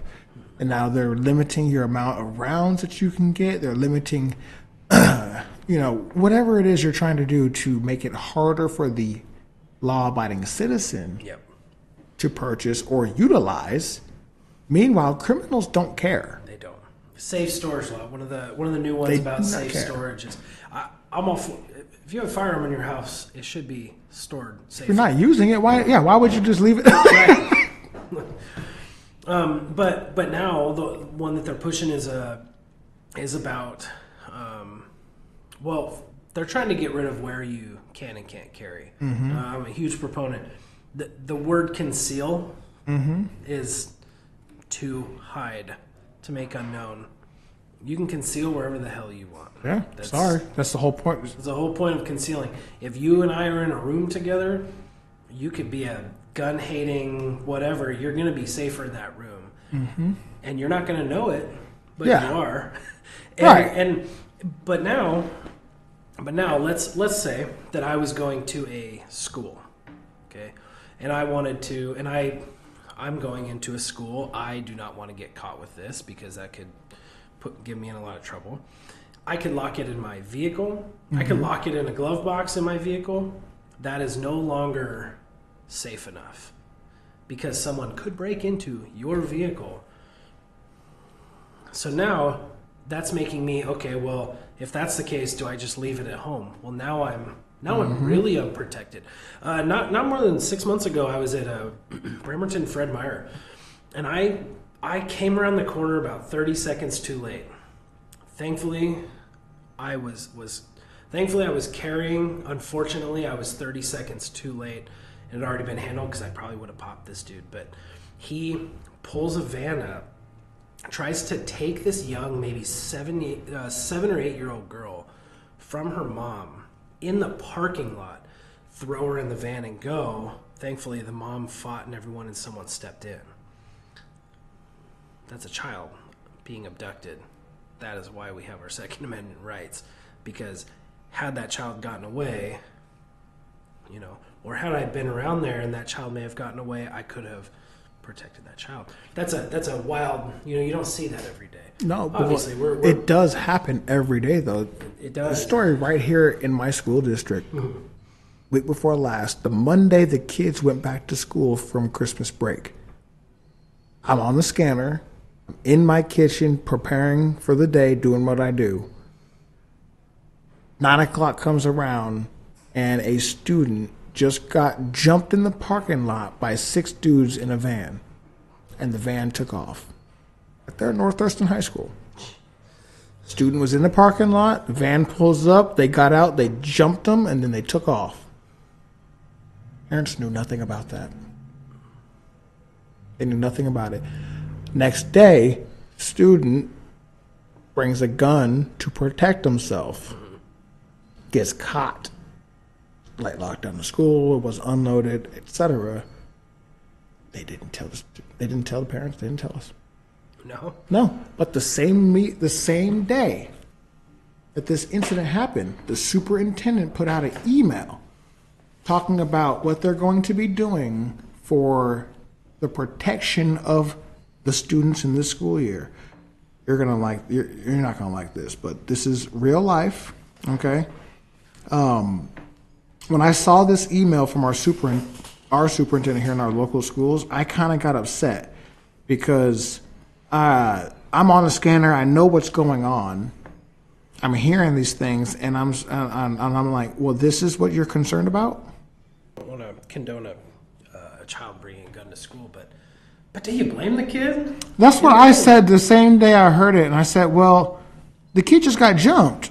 So, I mean, he's going to protect himself. Cut him some slack because you're not protecting him. Yeah. You don't want to see that. You don't want to see that happen. You know, if I got to find that. You don't want to see it happening, but the reality is I have a school district. There's 24 schools or 22 schools and 2 like accessory schools or something like that, scattered throughout all North Thurston County. Yeah. You know how many school resource officers we have? If you could guess. Not even 1 per school? No. 10? No, not even 10. We have 4. They need more than triple, quadruple. Here's up those numbers. Those are rookie numbers. Here's what I'm trying to do with my program is build a team. Mm-hmm. Because I've been doing this by myself, minus Adam, who helps me in the summertime for our Lake Fair contract. But I've been doing this for free for our school district for going on 2 years now, and I have been asked by parents, I've been asked by teachers and staff if I could be around more often, if I could, come to their class, come to the meetings and whatnot, do a presentation and stuff like this. But I get pushback from the superintendent, the prior assistant superintendent, Troy Oliver. I'm calling him out by name, by the way. Troy Oliver. He is the now superintendent for our schools. And I had a meeting with him when I first started doing this because I wanted to meet with him and talk to him about my program, what I'm doing, and how we can help, right? Not this is the way. I'm not trying to take away from the school resource officers. I'm trying to help. Right? We only have 4 school resource officers that are full-time. There are other officers that are coming off shift or whatnot, getting overtime that are trying to help fill in if they can or if they want to. However, the main responsibility for the SROs is law enforcement. Right. All right. This is where the community gets confused. They see the car there or whatnot. They think everything is fine, but their job is law enforcement, not safety and security for the school. They are there for that in the event something happens, but that's not their main priority. Yeah. So if a student stabs another student as assault or attempted murder or whatever, they have to go investigate that as law enforcement. Yeah. That still leaves the rest of the schools vulnerable to attacks or anything else that's going on. Okay? It's hard for 4 school resource officers to bounce back between 22 different schools every single day. So what I do is I volunteer my security program to do this, and I do it because I know how much we can make a difference, and the school resource officers, they love it, and they talk to me about it, and they've never once had an issue with me. That's why my program has, and I turned it into a legit agency now. The problem I have now is getting them to contract us to do it and pay for it. They don't want to pay for it. And it makes me think, well, how much are you investing into these LGB programs and whatnot, like you said in the email? Yeah. But now we're going to go back on and we don't have any money for extra security? That is doing more training and regular training at that than the school resource officers that we currently have. I'm requiring a lot of things in order for people to help me. 2 background checks, firearms, concealed license. You have to have those things. And when we're going to train you with our own program, doing resiliency training, goal setting, because the biggest part of my thing is doing mentorship with these kids and stuff like that, and then doing the security on the side. Mm-hmm. And I believe that it's a community effort that we can be doing, and we can build off of it. The mayor loves the program. The sheriff loves the program. People love it.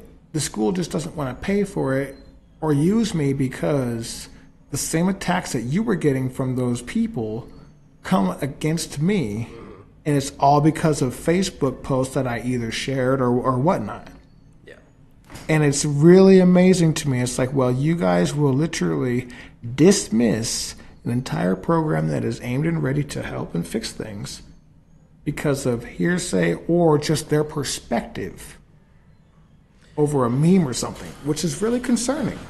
And when it comes to the Second Amendment, the ban on semi-automatic weapons is used by them to say, we're tired of children dying in schools. That's their blanket statement. Mm-hmm. What are they'll say, what are Republicans doing? What is anyone doing?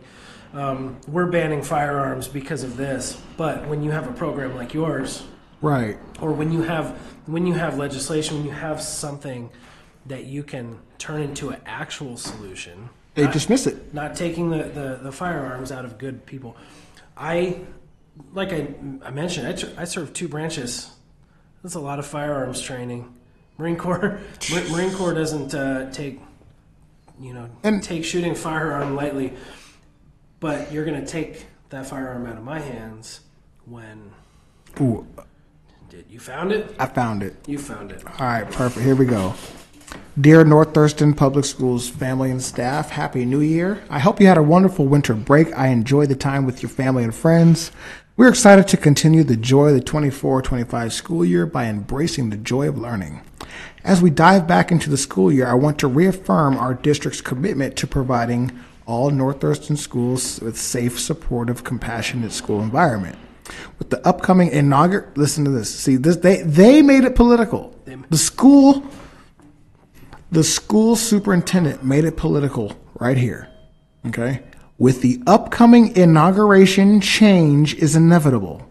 As it is, we see the changes in federal leadership. I have heard specific concerns from members of our community about the changes to federal education, and I want you to know that this will not impact students, such as the changes to the Department of Education and funding.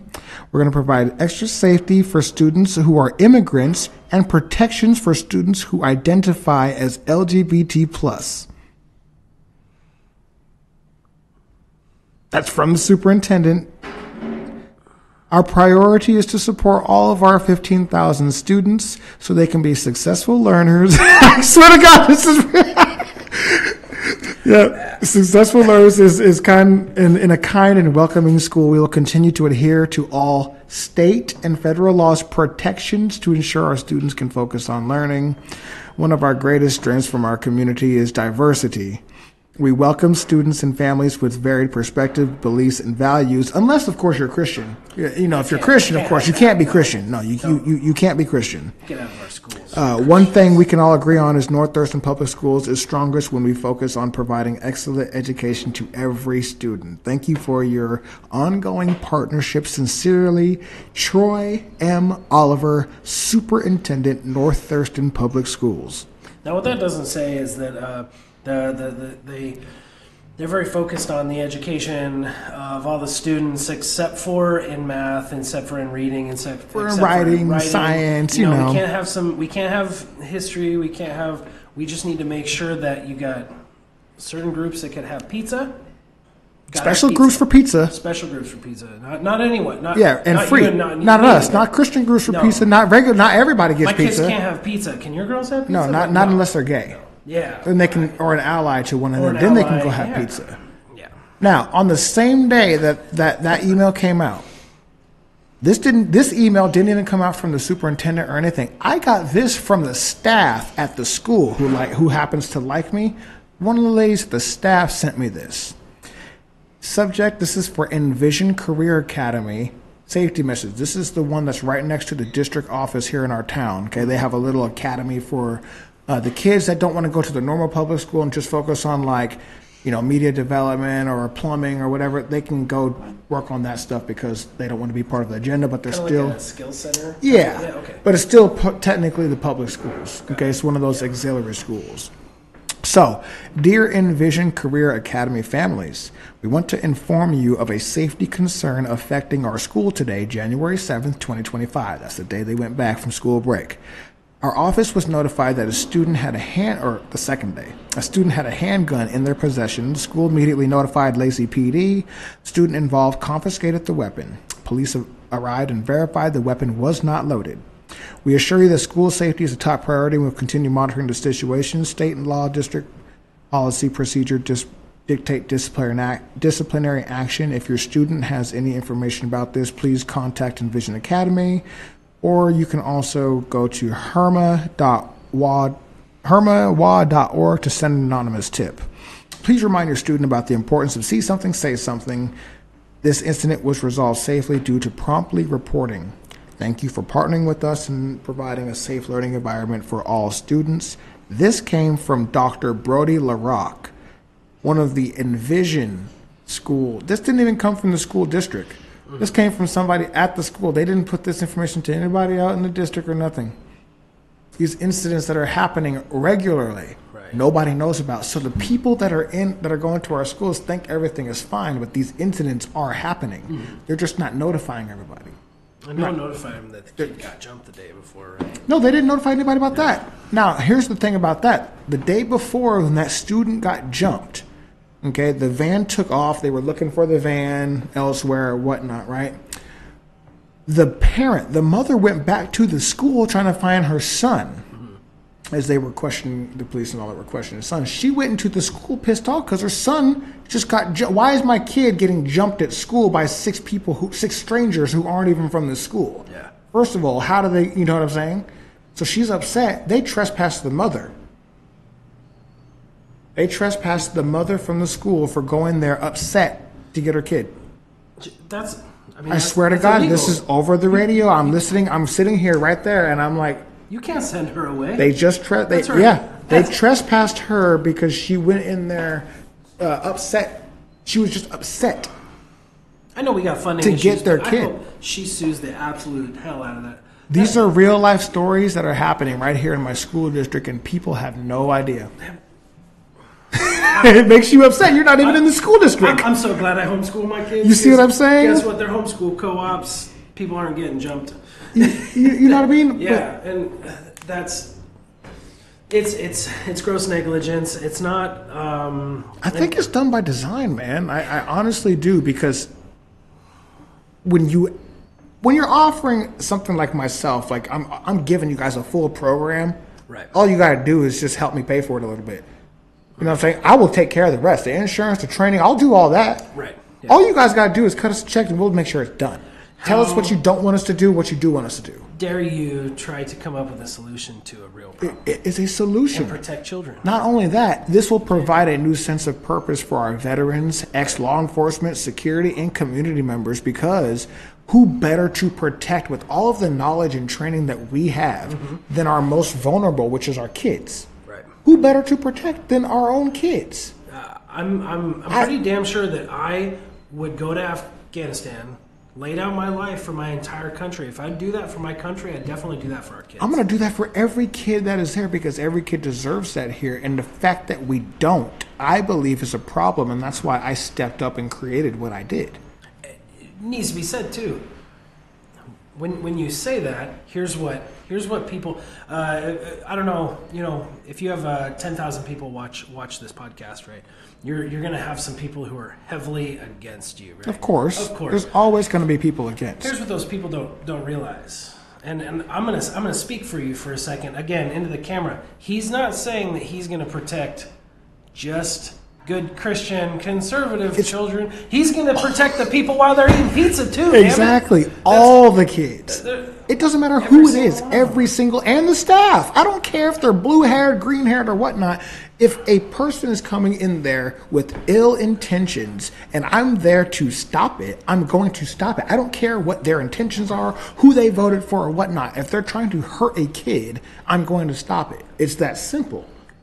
I don't understand where this whole, just because I believe that transing a kid is child abuse doesn't mean that I'm still going to protect that kid if he's about to get shot. Right. Like, I've never once even, and I don't understand where they get that narrative. Like, I think it's just something that they like to throw out there to try to make you look bad. Because it's part of what you said. It's part of that design. Yeah. It's, there's one of those activists, I won't mention names, but she happens to have the same haircut as her high school son. Exact same one. If my wife watches this, she's gonna laugh so hard. She'll be like, people are gonna know exactly who you're talking about by the haircut. Haircut as her son. She went. She does this. I can't remember what it is. I looked it up. She if you ever Google her name, it would come up. She did this. It's like Jane's Foundation or something. It's from what I heard and what I read. It's a literal class on activism. It's really? Like an activism academy. These people don't have a purpose. They don't want higher or lower taxes for the sake of different programs and everything. They just want to cause problems. Yeah. They're activists. Activism is a word that I probably use too much, but let me give you an example of activism, okay? 2020, June of 2020, what happened in Seattle? It was the big the chop zone, the baby. Chop zone, baby. I was working down there, man. No shit. I was with the National Guard. Yeah, I was doing the private security, man. I was down there. I was with the National Guard. Oh, during man. that time. Okay, I helped Seattle PD close the doors to the motor pool that was East Precinct. Oh my goodness! But let me tell you what happened 2 days before. Okay, maybe 3. Things got a little crazy. We had to push the crowd back. I'm standing there on the front line with a freaking baton and a riot shield, tear gas. There's stuff flying. It got a little crazy. Yeah. Here's what I heard. Okay, and here's why the Black Lives Matter protests and everything is. I don't believe they're all completely. I think a lot of that is by design. Here's why. Okay, the Black Lives Matter group? Not the Black Lives Matter group, but all of the riots. Yeah. I think it's by design. Here's why. I think it's CIA and FBI informants, man. That's what I think. I did not meet a single National Guardsman, not a single Seattle police officer who didn't see Derek Chauvin kneel on George Floyd's neck for 9 minutes and were happy about it. Right. No one was happy about it. Right. So we push them back. Tensions are high, and there's this woman screaming. Okay, white woman, probably in her 30s, screaming, "F the police" and all cops are bastards. And here's this young, beautiful black woman sitting in this crowd who said, "Hey, get the F out of my protest." And she goes, "What? No, I'm with you. F the police," and starts screaming. No, I'm here pissed off, willing to have a conversation on that side of the street with them because I feel there's a problem. You're just here to cause trouble. Right. That is an activist. That lady, I could have come out of. I mean, I was just put there to make sure things didn't burn down. Right. When we left that, when the mayor said, "Hey, just kidding, get on the bus. We're gonna give them." Yeah. East Precinct. Yeah. We went over to I think it was either an elementary or middle school, Seattle Public Schools. We saw helicopters flying over. I kid you not, on Twitter, national news, not even local, national news.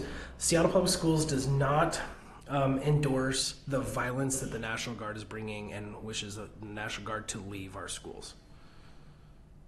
Are you freaking kidding me?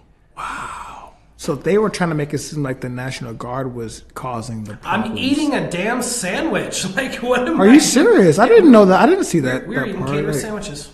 We're just hanging out to make sure that if shit hit the fan back there, we can go back. No one wanted to boss anyone around. We just wanted things not to stop stop burning, because and I don't think it was people pissed off at police burning things down and screwing. I think it was activists. Yeah. I had I don't know how much I could say about this. Let's say I had a very high-ranking military officer. It was a commander of mine, long time ago, who came to me and said, "Hey, I got something to tell you. It's kind of interesting." I went to a rally with my cousin. My cousin is like an Antifa person, backpack, mask. Yeah. I went there because I was there with the National Guard and I wanted to see the other side of it. They said, "We're just there to cause problems." They literally walked around with music playing. They threw some rocks and they smashed a couple windows. And he said, "I just stood there in the back watching it all." Showed me a couple videos and everything. It's all by design. So if they're gonna tear businesses up and burn things down and whatever, throw rocks and throw frozen water bottles and homemade explosives and Molotovs and all the stuff that we saw in Seattle and all over the country. Who's funding that, or who is creating those groups? It's just like this activist class of people who just want chaos. Like, I don't understand Antifa at all, because they sure seem to be pretty fascist to me. Like, yeah. you know what I mean? Like, if you don't comply with what they're doing, then they're going to burn your shit down. Like, it seems pretty fascist to me. Like, you know what I mean? And I, during that same time, the year prior to May Day, remember May Day? Yeah. And Antifa was starting to get real big. I was doing a private detail and plain clothes, but I was doing a protection detail for Como 4 News. And in plain clothes. Matter of fact, I was wearing this sweater and my assault pack, right? So I look like, you know, the people. You almost look like one. Yeah. I had my hood on, glasses and shit and all that, but I was only there as special protection for the news reporter and the camera person. Yeah. So I'm beating people up in the streets, these motherfuckers in the street. As soon as they try to touch the camera, I'm fighting, right? My only job is to make sure they get to and from and through the crowd safely while they're doing, and I'm not interacting with Antifa or whatnot, but I gotta look like, so they're not trying to beat me the fuck up too, right? But it was a real strange experience for me, because like, we check in with Seattle PD and all that. You let them know, hey, look, this is, you know, who we are. So if you see us, I'm going to be right next to the camera crew. Yeah. You'll know that, you know what I mean? Stuff like that. And like, you see the cops are going through, and it's different when you're doing riot control, right? Yeah.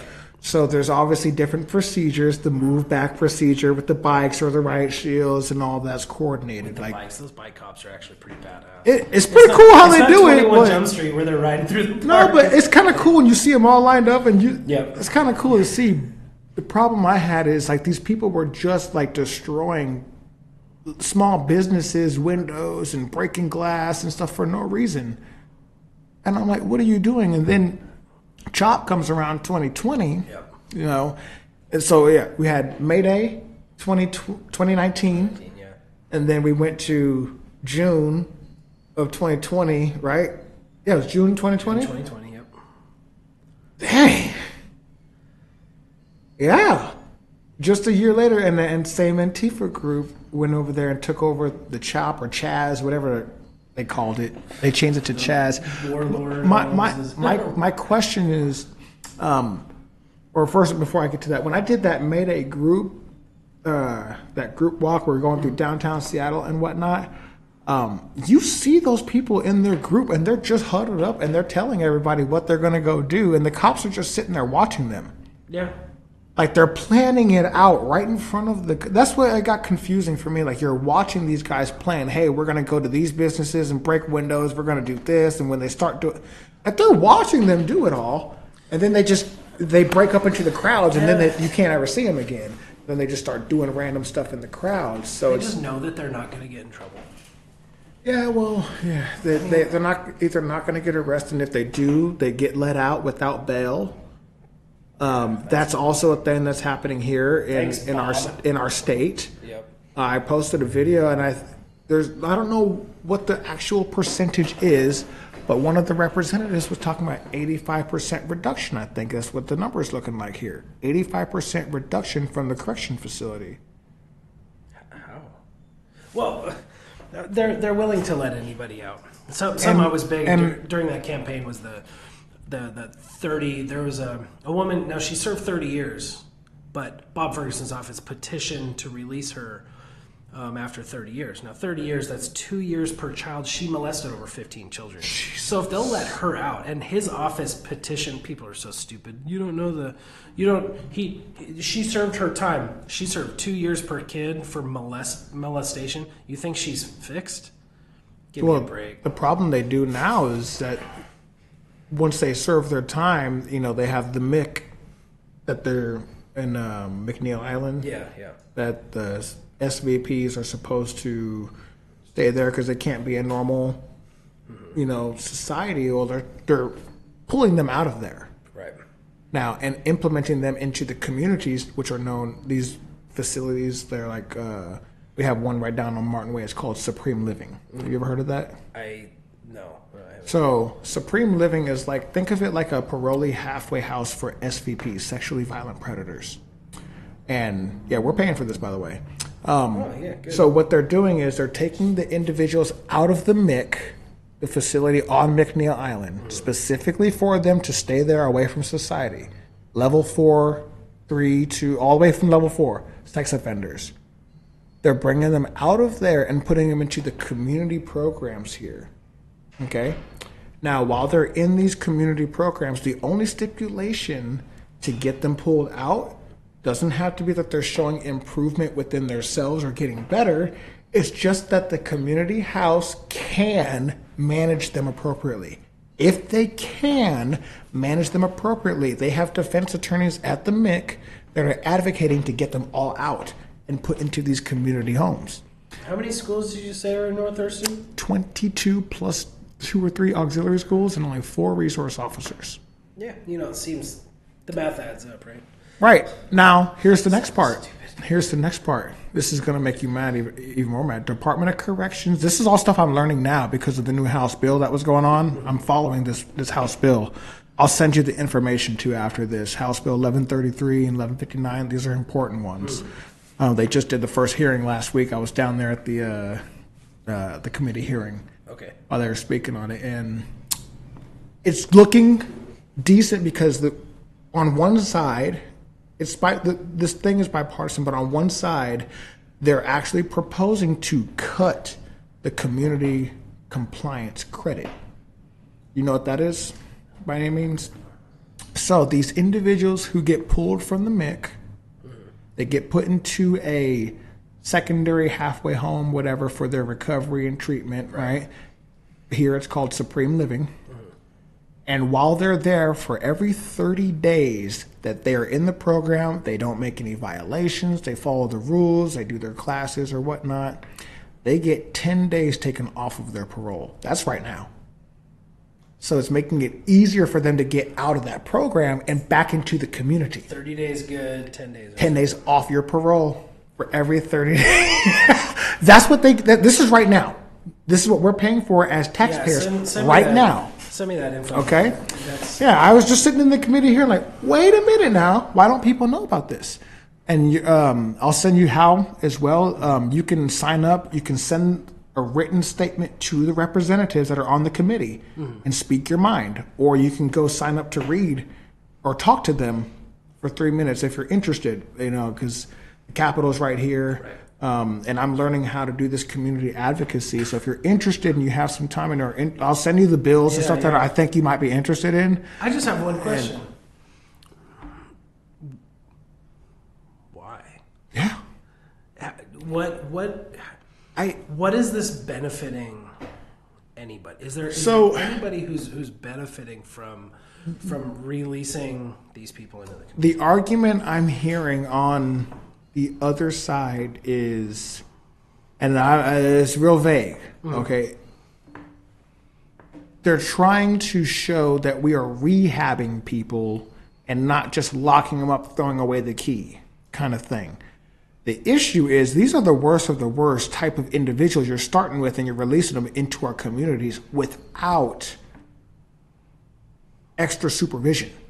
I would be glad for my agency to take over, and I'll watch over every single one of them. You got to check in with me every 2 hours or what? I'll do it, sure. Right. contract us to do it. You hire some veterans to go check in with these guys and make sure that they don't ever go anywhere but where they're supposed to.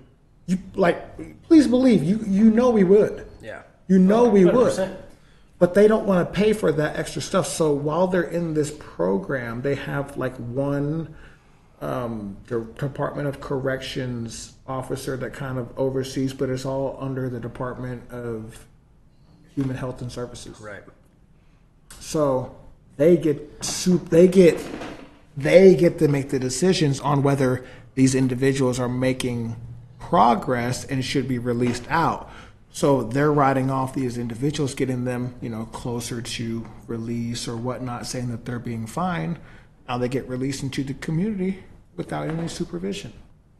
So the new bill is trying to cut that community compliance credit and making sure that they serve their full term in parole and all that stuff. And at the end of the day, I don't believe that they need any extra. I do believe in evil. I do believe that if you're an adult and you are intentionally trying to hurt a child or molest a child, you are making a conscious decision to do so, unless you are claiming that you were possessed to do so. And these people aren't claiming they're possessed or crazy. They just claim that they did it. That they did it and they feel bad. So I do not believe that we should have as much sympathy and stuff for these individuals as they do. However, I do believe in the American justice system, and I do believe in the ability to fight for your freedom. So while they're at the MIC, they have these defense attorneys that unfortunately, that is their job, is to defend this predator. Right. They may not like it. They're probably just starting off in law or whatnot, but unfortunately, that is their job. We don't need to make it easier for them, though. I don't think so either, but they find the way the law is written, it says if the facility can manage them appropriately, then they need to be removed from the MIC. And who's to say the facility can manage them properly? As long as all they have to do is show them that they have a program for them and a place to house them. And that they have to set rules. Hey, we have rules. No drugs, no drinking, no porn, no nothing. You can eat, watch movies. You have to do these classes, right? That's all they have to do. There's a lot of things that you can recover from. Right. Criminals can recover. They can lead good lives. Do things. I'm all about rehabilitation. I don't think child predators are one of them. Nope. I don't believe that level 4 child predators can be rehabilitated and should be back out into the community. That's my personal opinion. I know it may seem inhumane, but it seems pretty inhumane what they did to that child, who, if that child survived through, has to live with that forever. I'll share my story. I was molested twice as a kid, both by these fucking cross-dressing trans-looking dudes, right? One, I was 8 or 7 years old. My mom's friend, John, was taking me around. My mom was different. You know what I mean? Whoever could watch the kid, watch the kid. Right. You know what I mean? She has to work, whatever.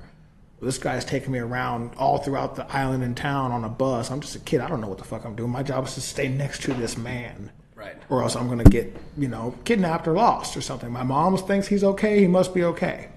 Right? Well, it turns out this dude was not okay. And I never shared that story with my mother until a few years ago before she passed. Got a breakdown.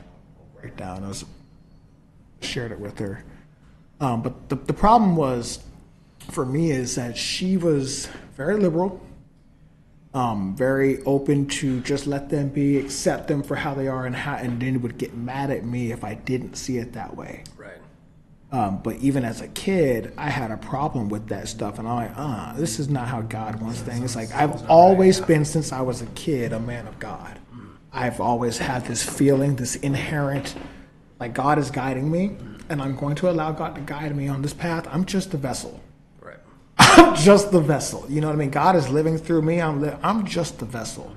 It's how I try to live my life. Yeah. And I don't go to church. I walked away from church. I was actually thrown out of church. My last last church, New Life Church in Kent, because I started questioning how they were running the church and how they were doing things. Yeah. And the scripture that they were preaching to us, it wasn't, how do I put this? It didn't have any real value or anything. They were just talking and showing us a YouTube video of these other pastors talking, right? Yeah. And then they'd have a band up there singing and whatnot, and then they would put on the big screen a YouTube videos of these other pastors. And I'm like, wait a minute. I can go watch YouTube church at home. Right. Right? I don't need you. And then they're getting mad if we're not giving to the donation box and whatnot. And the whole while they're there, each week they're just promoting, giving out Chick-fil-A gift cards and helping out this for Chick-fil-A and all this. I'm like, wait a minute, are we just a church for promoting Chick-fil-A? What are we doing here? Because the entire message was not about God or about doing. It was just raising money for this Chick-fil-A shit the entire time. And I got real upset, so I brought it up to them. And they didn't like how I was questioning how they did things in the church, and they advised me to not return. They thought it would be best if I didn't come back to any more services. You got to get something out of it. What's that? You got to get some. You got to get something out of it. If you're not getting anything spiritual out of your church, then I'm just gonna look at this real quick. Yeah. No worries. Sorry. Yeah, we're probably running short on time anyway. Sorry, 2 hours in. It's really interesting, man, how things are developing in our state alone, and there's a lot of people that are pretty much oblivious to it, and that gets concerning because they're in their protected bubble, they're in their jobs and whatnot. They don't want to engage with these things that are actually having second and third order effects. Right. You know, and I really do appreciate you just sharing some of your story and talking with me, and you know, it helps make me feel a little bit better, realizing I'm not the only one is dealing with this chaos and these maniacs here. Like, I think they really are just mentally deranged to some degree to want to either sacrifice their kid. You have to be mentally unstable, or maybe something supernatural has taken over you. That's just my belief. Because I cannot believe a human person would willingly sacrifice their kid for a political agenda. It just doesn't make sense to me. Unfathomable. It doesn't make sense to me. Like, for politics? For politics. For politics? Like a single person running for a school board can drive some people that far. How? Something has to be mentally wrong with them. We're talking doctors, nurses. These people are. There's a doctor in there. Well, Physician, a nurse, people who are not just, not to put down any job, but they're not just working some retail job somewhere. These are people who are college educated and activist educated, obviously, that are pushing these things. The vaccination, one of the guys is pushing vaccination on kids before they can return to school. I mean, you and me, we're vaccinated to the nines in the military, right? Right. But out here, not in the military, out here we have a choice. Exactly. And I know some people who did and didn't, but that's fine. Don't touch my child. Hey, don't touch the child. The kid don't need it. The kid's gonna be fine. The kid's gonna be just fine. And that also factored into me removing my kids from public school. I got real close. Play that game. I got real close. That was another one of those conversations I had to have with my ex-wife, and I was like, "Listen, you want to take them to get their flu shot? I don't think they need it, but whatever, go get their flu shot. If that's what you're gonna do." We haven't got it. They haven't got it the last time. I've been kind of like, but I was like, with that COVID stuff, I was like, they don't need it. No. I don't know what she's like. Well, I got mine for my job. Blah, blah. I was like, that's fine. You're an adult. Kids don't need it, and I will not sign off on it. Right. And they end up never getting it. They never needed it. Imagine that. And right before Biden gets out, he gives a full pardon to Dr. Fauci. Now, I'm no expert, okay? I'm no expert. But if you did nothing wrong, you probably don't need a presidential pardon. I wouldn't think so. I wouldn't. I could be wrong, but why would you need a presidential pardon? But saying that though, you're going to open up a whole can of worms between people. Well, look, it came out today. I saw it today. Yep. It said that he gave him a presidential pardon, and what is it? A preliminary? What's?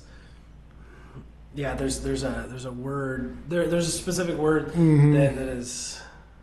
Either way, he getting a pardon. Yeah. And the thing that I worry about is because they're talking about what was it, 8,000 pardons, 6,000 pardons, something like that, like the most pardons in U.S. history or something like that. Like, wait a minute now. I maintain something about the January 6er crew, right?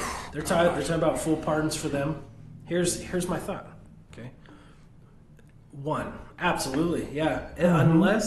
Unless they caused physical harm, like undoubtedly, right. But if you are going to use every camera and every angle to catch every single one of them, you better go back over the last several years to those riots, and you better use the full extent of the federal government to every person that set a cop car on fire or a business on fire, broke windows. You're gonna hold one accountable. You better hold them both. You got to hold them all accountable, right? And if you go and you do that, and you go through all the records and you facial recognition and find all those people rioting over the last several years, well, then keep the J6ers on your docket. Right. All of them. But you're not going to do that. But you're not going to do that. They're not going to go through that extra step to find those people and solve a problem there, right? Right. And to be honest, I seen the actual video for the J6 stuff while they were getting a guided tour through the Capitol building by officers. I'm not saying that.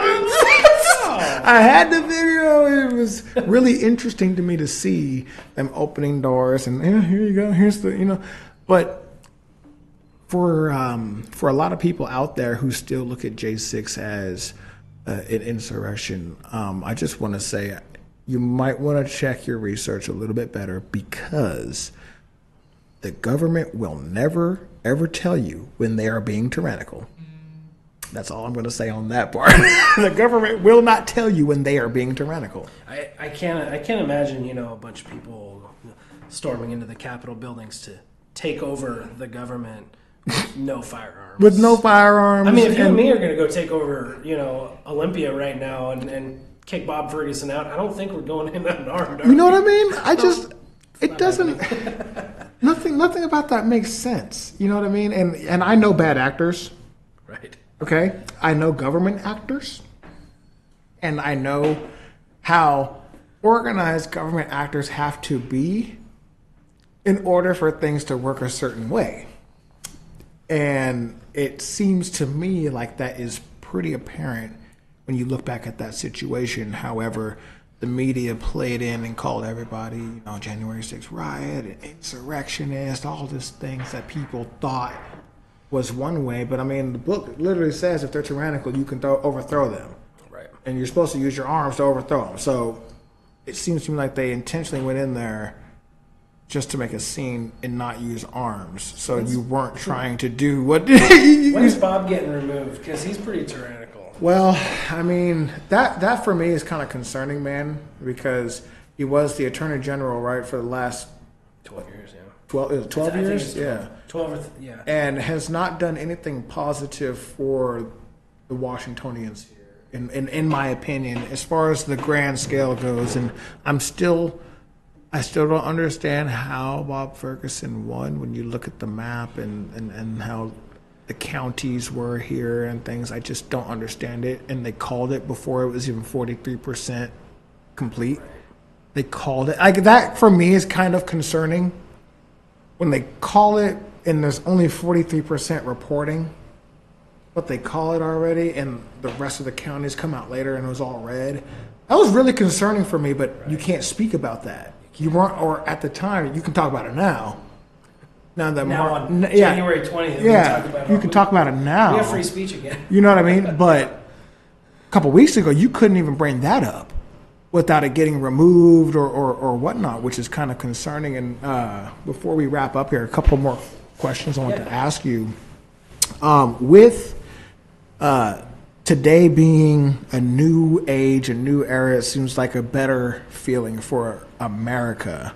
What do you have to say to the Washington people here that still want to try to do something or feel like we feel? What do you want to say to them to maybe give them a little bit of hope or realize that, like for me, this right here gives me some hope, just realizing that I can have a conversation with another man and realize that these things are happening here in our state. I'm not crazy. For one, I am seeing it for what it is. I think that we have to be afraid. We have to stop being afraid to outwardly say what we feel is right. I mean, here's a difference between. I'm gonna say liberals and conservatives. Let's break the two groups up, or say you and me and activists. You and me are able to speak out about it. Mm-hmm. You wouldn't be showing up and inviting me on a podcast to lay it all out on the line if we weren't. Problem is that people are too afraid of what could happen to them. I lost my coaching job because I spoke out about something. It was done very wrong. Mm-hmm. I have a lot of support in my community over it. The messages, the phone calls, everything, an ungodly amount. I feel so humbled that I gained the respect and the love from so many people. So it's no offense to any of those people. I wish they would have spoken up more to the right people. Yeah. And that's we're talking small Eatonville school district, school board running. A message to me saying, hey, I have your back. This is bad. This makes them look bad. There were a lot of people who sent those, but they weren't willing to go a little further on my behalf and on the behalf of the children to make sure that these things. They're still letting these people in their community centers. They're still letting these people work in the schools. Yeah.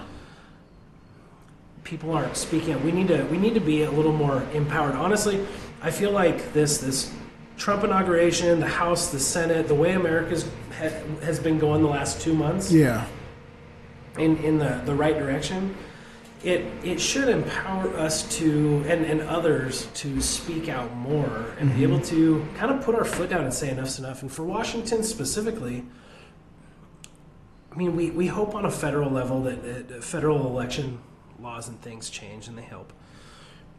But if they remove their funding, which I fear that we're too far away from Washington, D.C. Yeah. To get it. It's almost like the West Coast is forgotten, except for LA that's on fire right now. Right. We need to, as a state, step up. We need to make sure that in every election, people vote. There are a lot of people who don't vote because they think, well, it's already lost. We're already done. It's a blue state. It'll never be. We're not a blue state. We just have we have King County. We have and Olympia. Blue counties, a couple blue counties. We need to be empowered to speak out and say what's up. And as a Christian person, I know a lot of good Christian people who will speak their mind in private like this, but they won't project out because they're too afraid that I don't know, will their church family judge them? Right. I'll tell you what, I went to a church in Montana, and the first thing that pastor said was, we are praying for President-elect, or it was right before the election. We're praying for President Trump. We're praying for America. We're praying. And there were so many people who brought up, well, we need to separate church and state. Yeah, so keep the state out of church. That's what separation of church and state was for, is to keep. But there, I have if you ever want to listen to it, I can send it to you. His message was not political, because I prayed for Joe Biden. Right. I wanted him to succeed, because if he succeeds, America can succeed. When I was deployed in Afghanistan and Obama changed the rules of engagement, I prayed for President Obama that he would see that we can't win the hearts and minds of terrorists. We needed to kill terrorists, right? So, oh my God, we could have a whole other session on that. Yeah, we need to do this again, because that right there is a whole other issue that I think people need to hear. They do. I was a pallbearer in 2010 in Afghanistan. Really? 2010 was the bloodiest year. What part of Afghanistan were you in? I was in Kandahar. Really? You? I was in Leatherneck down in Helmand Province and Kandahar. We were the only bridge unit there. In the Army, bridge unit. That was us. We were the only ones there. I was gonna ask actually when we didn't really talk about that. I think it is. We'll have to set another one of these up. Our military service. I mean, I talked about the Guard in Seattle and everything. Yeah. Military service is a whole different animal. But I was willing to pray for I didn't have any problems with President Obama, except for my biggest issue was his rules of engagement changed right when I got there. When we were there, yeah. And being a pallbearer, I trained 9 Army teams. I was Marine at the time.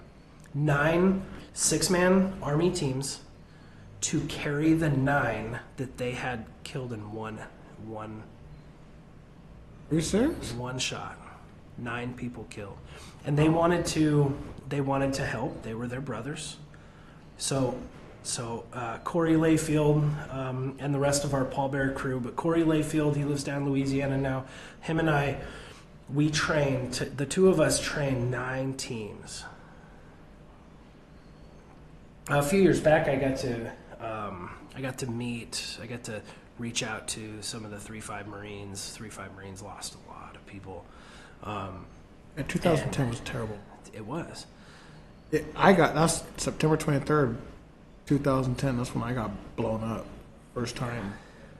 Injured my foot. September 23rd, 2010. We're on a bridge site, Ghazni province. If you lost anybody there, chances are they were on my shoulder. And that I would say right now, I see you're wearing the 22-a-day bracelet. It took me so long to talk to somebody. It took me so long. And for a while, even talking to a therapist was hard. I'm too strong. I'm not strong enough to, I shouldn't. Am I weak for doing? No, I mean that. His name is David Jones. He helped me through a lot of stuff.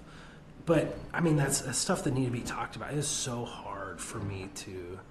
And then I meet trying to connect with somebody who you got to think of what war is. And I did these numbers here the other day, and they really took me back here for a second, right? Because the whole time we're serving, and we always hear you make up one of less than 1% of people who have ever served in our U.S. population, right? When you think about how small that really is I realize it now as a veteran, how disconnected I am from so many different people when it comes to that aspect. Right. 99% of our population has no idea what we know. No. And when you ask a regular individual to go do the worst thing, I believe, other than trafficking and harming children purposely, the second worst thing known to man is war. Right. And you can look at that on any scale around the world. War is not good, no matter what. But when you have victors, you're going to be you have victory and you become a hero and a champion, or you're defeated and you're a terrorist. Right. That's war. You can't be both. You can't. So when you're asking individuals like you and I to go do the most horrific thing known to mankind, and then come back here and the most you get is a thank you for your service and call the VA, and you can't sleep at night, you're having night terrors, and you want to talk to some therapist who just got out of college who's never experienced anything but maybe a broken toenail. Right. I'm sorry, but I'm not talking to you. I'm not listening to you. There's nothing that you and I are going to connect on in this session. And I know, first and foremost, that your primary goal is to give me 6 sessions to find out what medication works best for me so you can send me on my way. Yeah. Right? So I had to stop talking to the therapist, especially when it came to things later on. Like I still currently hold a top secret clearance. I can't talk to these therapists about those things because they don't even have a clearance. Not only do they not have a clearance, but they're not even read onto the program. So I can't talk to them about it even if I wanted to. Yeah. which is a huge concern I have because there's a lot of, I know I'm one individual, but there's a lot of individuals who hold clearances and know things within the last 10 to 12 years that they can't even speak to a therapist about, I believe is a detrimental problem that needs to be addressed. But I don't even think you've heard it that way. Have you ever heard it put into that way before? As far as the way I just articulated there, like there's less than 1%, but yet you hear that, but we don't have like, what about the guys with TSs and stuff? Who do we talk to? Right. Some VA dog. You can't even talk. You can't talk to them if they're not cleared and they're not on the program. Physicians, really. Yeah. So the real question is, who do we talk to? The only one that we exactly. Thank you. The only one that we can talk to is other members of the armed forces who have, like, we didn't serve together in the same unit, but we can connect about the military in almost every single way because it's the same and we've been through it. Right? We've been to Afghanistan. Okay, 2010, Afghanistan, Kandahar. You know about the poo pond. Oh, I love that place. You know the poo pond. I live right next to it. You know what I mean? That's an experience that you and I can share and talk about, that nasty poo pond, which is real. And I'll bring up the graphic here so people can realize you can Google the Kandahar poo pond. It is real. It's real. Imagine a Las Vegas fountain of shitty water. Like, not to look. My wife teases me, right? I'm a little poop shy. Okay, when I go to the bathroom, that door is locked and no one's coming in.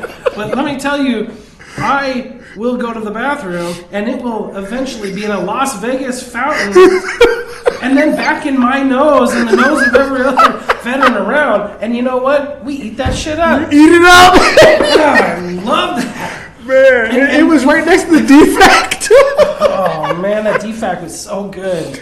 That, you know the thing about when the defact tasted really good when there was no camels in the field, but then the camels come back and the food starts tasting like crap. I think we were eating camel out there. Come on, they called it beef. So, they called it. I'm gonna tell you real quick before we wrap it up. There was one time we were on a mission. We were way out past Route 4. We were way out there. And we had to do it took us 5 days. It's like night and day, occupying one spot for 5 days in Afghanistan. Sitting down. You know how dangerous that is in Afghanistan? I can imagine, 5 days in one spot? You can imagine the hell we took. But anyways, on the very top of this, there's like it's like a mountain. It was one hump of a mountain. There was a Romanian fob at the top of there, and we partnered with the Romanians to have security, to have our back while we were down there working. Yeah. Right?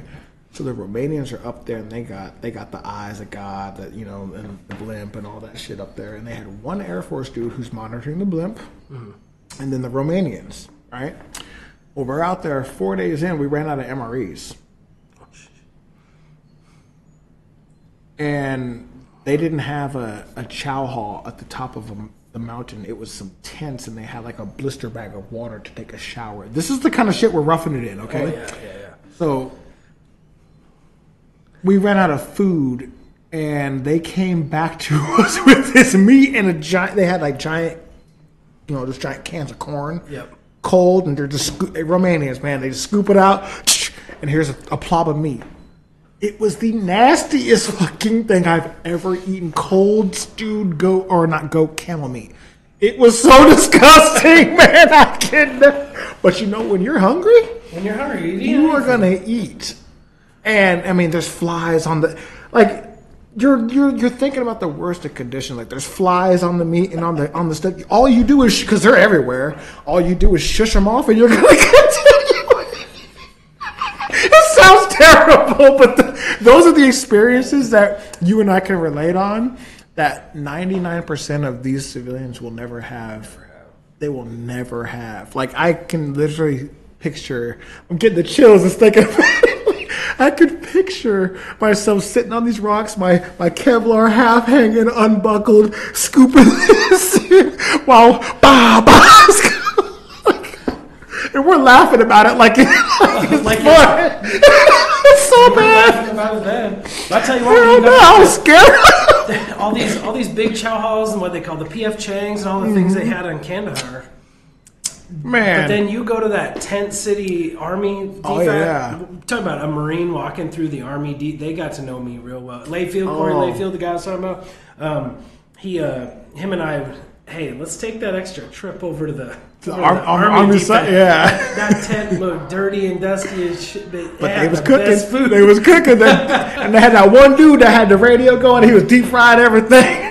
Don't ever make fun of army cooks. Army cooks are when I was in the National Guard, I told my guys, hey, if I hear you make fun of the food or like bitch about the food that we were eating, remember you could be eating REs. I don't want to hear it. I was a leader at the time. I was an NCO. I don't want to hear it. I told the cooks, if any of my guys talk trash to you about portions or food or anything, you don't say anything to them. You let me know. Come tell me. Come tell me.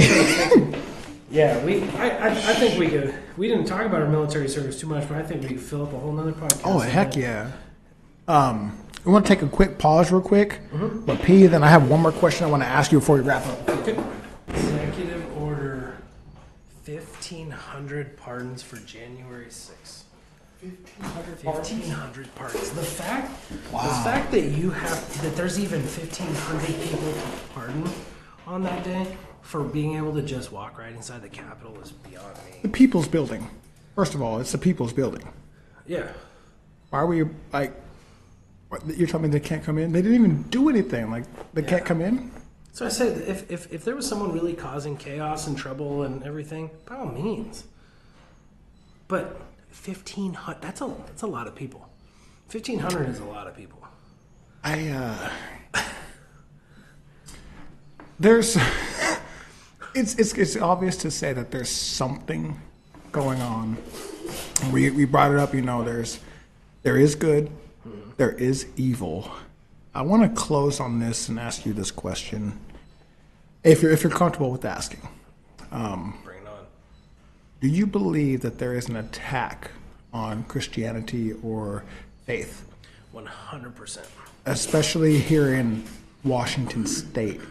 I know nationally, because like if I go down south, it's a completely different story. You got the Bible Belt; it's completely different. But for Washington State specifically, do you believe that there is some kind of attack on faith or Christianity? I do. I learned. Activist is going to be the word said by me most in this whole thing. If you go back and count.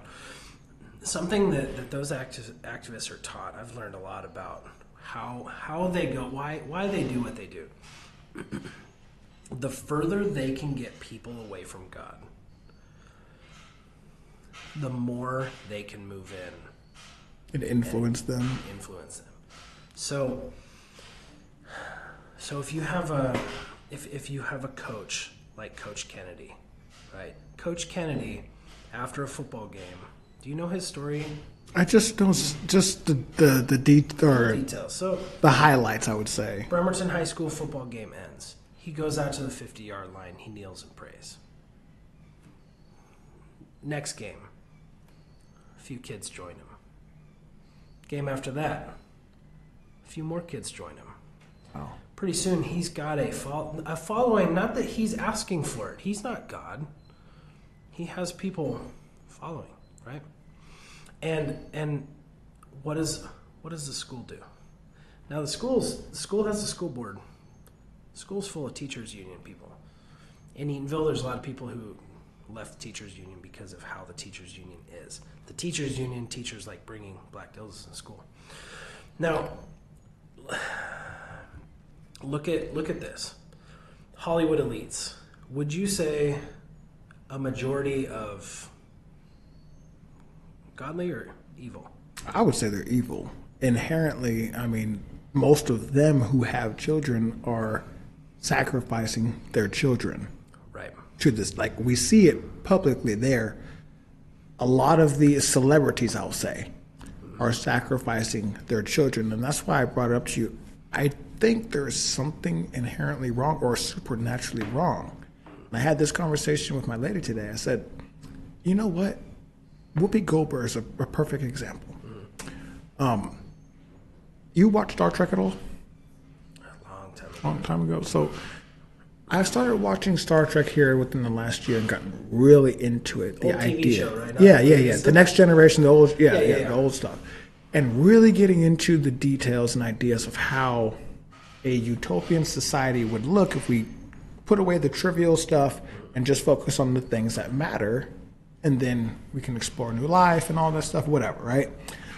But one of the characters in there is, her name is Guinan, right, and it's played by Whoopi Goldberg. And she's like this wise bartender. You know, she hears things, she knows things, she's from a different time, blah, blah, blah. But every single time she's on screen, she is on point. She's a good actor. She draws you in as thinking that she is this wise person, right? And I'm thinking to myself, she is such a good actor. You have to be crazy or insane to be an actor to convince somebody like you or I who's watching this that you are that wise old alien person or whatnot, right? You have to be crazy to convince a complete stranger, right, to that role. And then what we did as, I think, as American society was put those same people who we believed were good at influencing us and put them on the news.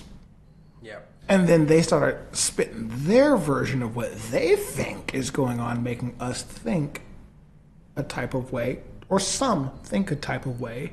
And those individuals who believed in their narrative, all of them seem to be ungodly. It's very concerning. The ones that you see that have some success in either Hollywood or celebrity, they start bringing God into the picture and thinking, God, you never hear from them again. They tend to disappear, or they get written off, or whatnot. It's really strange to me. I'm loving seeing some of the college. There's been some montages of college football players and things like submitting themselves to Jesus Christ and really, you know, I think they mean it, right? Yeah. There is a shift, right? There's so many people attacking. There's a couple random Facebook pages, like meme groups and things that I'm on, and I left a bunch of them because what happened is you'd see people who will find any and every which way they'll post some meme. People speak in meme and GIF these days. They'll find some meme that basically just denouncing God. It's no sweat off their back if I'm a Christian, but they don't want me to be Christian. Well, Washington State, it's so easy to get off topic and shift to a national level, especially today when things nationally are looking good, right? You know, November 5th, things were looking really good. We started to feel upbeat, right? Washington State is letting it happen. Yes. They're starting with the schools. We know right now that the state superintendent, Chris Reichdahl, he's part of the evil. He's letting these things happen. He's not the answer for our public school. He's putting us more in debt. Right. He's getting us away from what public education should be. You install Bob Ferguson, who is, and they're pushing right now. And you know, there's a bill about making the state superintendent not a elected position, but an appointed position by the governor. In the state of Washington, when are we going to have another Republican governor? Wow. Only after Seattle and King County burned down like LA. It's the only time that we're going to have a Republican Which governor. is sad to say. It's really sad to say because that's literally what it would take. It's what it's going to take. Significant emotional event. So from here on out, whether it's Chris Reichdahl, who is shady and mismanaging and supporting of the indoctrination of children, they want him to be appointed by Bob Ferguson. You know that, and we know who Bob Ferguson is. Right. We watched him. I sat with my local union. You know, I'm a union refrigeration tech. Unions don't support Republicans. I was able to get a hold of Dave Reichert's campaign manager, Jeff Harvey, and get Dave Reichert a meeting with my union. My union had supported him when he was in Congress, and the unfortunate thing is that they both had their meeting, and they chose Dave Reichert because even though he lied through their teeth the entire time speaking to him. Bob Ferguson's no good. He wants to appoint state superintendent. We cannot. What's the point of having elections? They're trying to do the same thing with the sheriffs too. Yep. Did you see that recently? Well, I think King County already is. Yeah, King County started that. Yeah, they don't have an elected sheriff anymore. It's an appointed sheriff, which is concerning. You know what I didn't see about Keith Swank in the media, but I know personally. Keith Swank's a Christian. Did you know that? I didn't. I went to church with him. That's how we met. We met in church. Seattle police officer. Pastor Tim started a church, Daybreak, in Eatonville. Okay. Keith Swank and his wife Nina, they helped him start it up, and then Pastor Tim wanted to retire. He was a retired police officer, military service. He didn't want to pastor the rest of his life, but he felt called to start this thing up. Now, Keith Swank's a Christian, and in a sad way, I'm so thankful that it wasn't a point of order for voters, because unfortunately it may have turned people against him. That's so unfortunate. I hate saying that because I don't ever want to deny God. Keith would never deny God. And we need Keith in that position. Right. In my opinion, right. There were two people, and Keith was the better served in that. And he's a Christian. We need more people like that. Senator McCune. I know Senator McCune very well. Senator McCune endorsed me. Keith Swank endorsed me. The Pierce County Republican Party endorsed me, and there's a lot of good Christians in there. And there's some people who are very conservative but not Christians either. Right. Yeah, I'll kind of leave you with this. Okay, when I ran for school board, I took a lot of heat because of my endorsements. Really? I did. I was endorsed by, I said, the Pierce County Republican Party, Jim McCune. The board members could not actively actually endorse me because they have they're right. If I was a school board member, we couldn't have this conversation. They're it's so strict as to what they could and couldn't say. But I was supported heavily by, and I'm happy of that. J.T. Wilcox was a Republican. Mm-hmm. Now J.T. Wilcox did me very dirty. He did me very dirty. I'm hearing some things about him that he's not very liked right now. Well, he endorsed me because when he called me, he said, "Hey, let's talk. You are, what do you think about this? What do you think about this? Education. That's it. Security of children. Right. Education, the mother of the trans child called J.T. Wilcox, fed him a whole bunch of lies and stuff, and he pulled his endorsement of me on Facebook without even talking to me. And I called him, "Hey, what the heck are you doing? You know that as soon as you posted it, you had it up for 11 minutes, and they posted it all over Eatonville." Anyways, that's a whole other story. But in their eyes, it's like, so you should have known better. You shouldn't, just don't even post it at all. Right. That's dangerous. Self-censorship is just as dangerous. It is. Well, and here's actually where I was going with that. I kind of got off on a tangent there. J.T. Wilcox, you egg-loving bastard. I actually went for an endorsement of the Pierce County Young Democrats, because that is not a conservative or liberal. That the school board is not partisan. Mm-hmm. There are people who are going to be partisan. I'm not gonna say I'm not a conservative, but my idea of running a school board would be for every single child, regardless of whether they're eating pizza or carrying their Bible. I don't care, because it's a school board, kind of like my soccer team, right? Young Democrat questionnaire asked me about DEI, asked me about inclusivity and equal opportunity, and my answers were every child, the same, strong education, and a lot of the social questions. I wish I might be able to find that and pull it up. Okay. The questions were very, very they were very political. Right. So in a town hall, they asked me the question. I said, why all of your endorsements are very conservative people, and that's concerning because it's not partisan. Well, because, and there was a couple others that I talked to about endorsement, even though I knew that our politics didn't align, but our education should. The school board should align if we all have the same goal of getting those children educated properly and prepared for the future. Simple. Real simple. But I didn't want to feed the Alphabet Crew pizza, so I didn't get those endorsements. They didn't like that.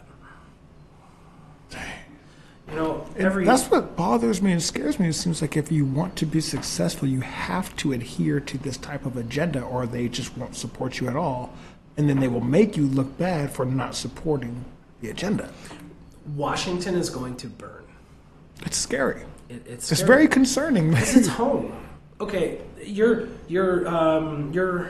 politics probably align very well with my home values. Wyoming and Texas and Florida, and right? That if where you can be free, toe policy to policy, right? Montana. Yeah. My politics don't align with Washington whatsoever. But damn it, this state is beautiful. This is home. I grew up here. My only time spent away from this state was serving my country in the United States Marine Corps. Right. I grew up on the Key Peninsula, way out there, Peninsula School District, past Gig Harbor, if you don't know here. Yeah. I was in Oak Harbor when I was a kid. Yeah. You wake up, you see the mountain, it's beautiful, right? You drive across the Narrows Bridge. I drove across the... You see that right there? Look, we got everything. Blue water, ocean. We got desert. We literally have all of it. The glaciers, the deserts, to the swampy lakes marsh. You have to hike to. It's amazing, and it's terrible it's that poorly managed. It's becoming that. The only thing that makes this state livable right now is the scenery.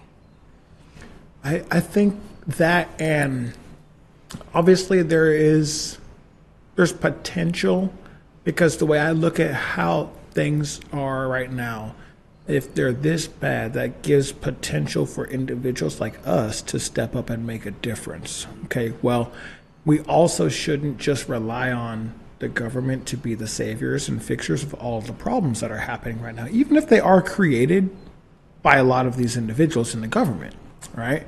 With policy or, this bill, that bill, whatever. If they're going to cause these situations, well, then I believe that it's up to the community to step up and fix it as well. We can't just allow them to fix it, because at least in my lifetime and in my experience, when we give them that kind of power, they don't do very good at fixing it. At least in my experience, they don't do very good at fixing it. The tough part about all that is it's very easy to say. It's very easy to say that politicians that make the bills and that draft up the bills and pass legislation, they work for us, right? It's a really good way to put it. It's true, right? On paper, it's supposed to be that way. It's supposed to be that way, and actually, but in Washington State, I'm going to say something you're not going to like. It is exactly that way. That's how it works in Washington. They draft legislation based on the people's desires. The problem with Washington is that people's desires don't line up with the morals that you and I share. Right. You can't... Well, I don't think it's the people's desires. I think it's those 10, 15 people, and they get very, very loud, and they get these little cliques and groups together, and those are the ones, and this is why I'm going to share this information with you. Those are the ones that are writing their senators and congressmen how they feel about said bill, right, and speaking up. But those of us, like us, we're either at work or doing something when those times are available. We don't have time to go speak at the meeting, at the committee. Like, right. Think That's about true. It. Yeah. You're all the way in Eatonville, yeah, right? If there's a 4:00 community safety meeting, open to the public, of course, at 4 p.m., it's going to be a lot harder for you to get there by 4 p.m. on a Tuesday. Yeah. Right? Yep. But I live right here next to the Capitol. I can drive down there in 10 minutes, and I just flash my shit and walk right the fuck in. Right. Yeah. And then they all know who I am there anyways, right? But it's easier for me to get to those meetings and find out what's really going on. There's a lot of individuals who don't have the time or even willing to do so. However, that is what it takes in order to make this change without being considered an ist or an ism. Right. Like, I'm learning community advocacy doesn't have to just be these wacko advocates here. For instance, I went to the House bill meeting last week, right? I can go there and take the information that's being produced and put a post about it and explain to the people what's going on. Whether they choose to like it, engage with it, or whatnot, that's up to them. But I know I, as an individual, can put the information out there for the rest of the people who don't have the time to go to and the news won't speak on. Yeah. The news is going to be very opinionated. Well, here is the bill. Here's a summary of the bill. Right. No opinions, none of that. Here is what it is. You draft your own opinion, but here's the raw information, right? And then here's how you can make your voice heard. Well, these activists, they know how to make their voice heard the way that matters. So they know that none of us are going to be able to show up to the safety committee meeting, so they're going to be the only ones speaking on behalf of said thing. They're smart. So, exactly. They're a lot smarter than they think we are. Yeah. They're dumb as hell, but they're extremely smart. I mean, they know how to get what they want. They knew that I filed the run for the school board before anyone else did. Right. Because they were sitting watching it. Right. They watch, but if they're watching you, that means you're doing something right. Right. That's how I'm learning, and that's why I don't care. They can call me all the names in the world now. I'm still able to do what I do, and they can't stop me. Right. And I may not be some movie star or some football player or whatnot, and all of a sudden I want to get into this stuff. I'm getting into this stuff because of my own life experiences and how I see things happening, and that nobody else is willing to step up, I will.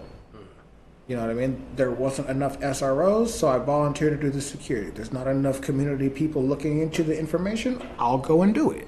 Right. You know, and I think that right there is what's important. Like, I can show you exactly what website the bill's going to be on if it's passed and how you can make your voice heard, right? I can show you, and you will be able to show your people, and et cetera, et cetera.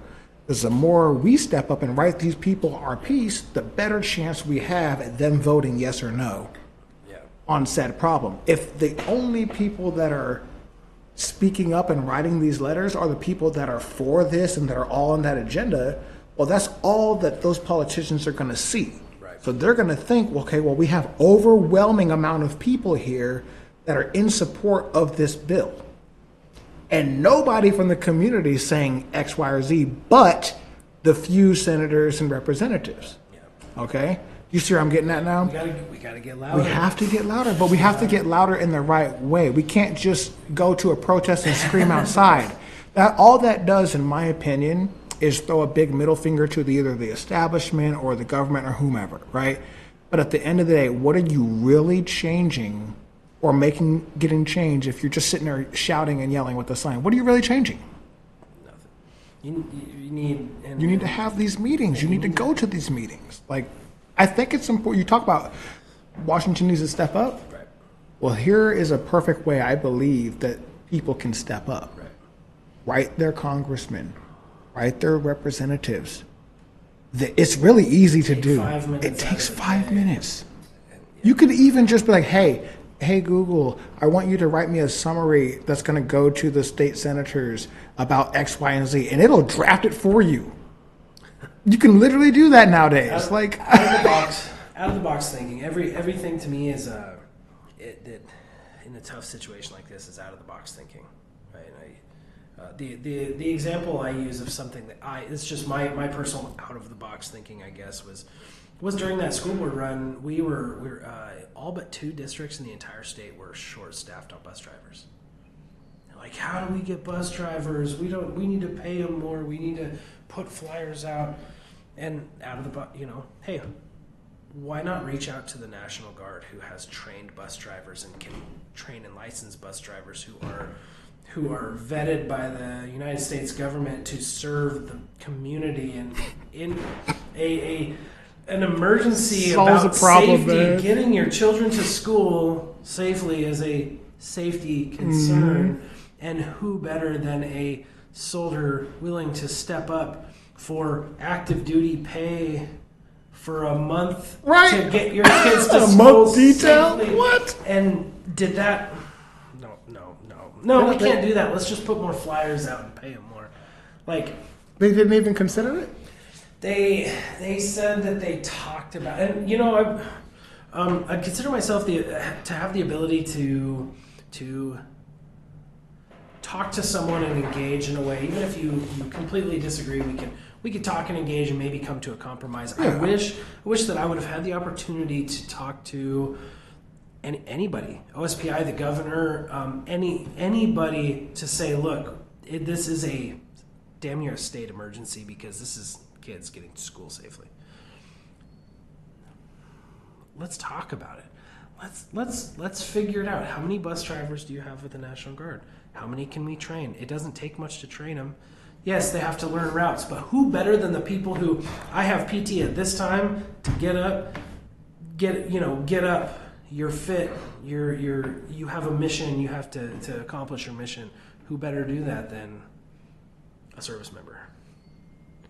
So you're not wrong. That's my 2 cents. But you're also bringing solutions to a problem. Oh, you can't bring solutions. Can't bring solutions. How dare you bring solutions? I think we should get together and do this again. Absolutely, dude. I want to learn more about what you guys. Yeah. If matter of fact, I have a.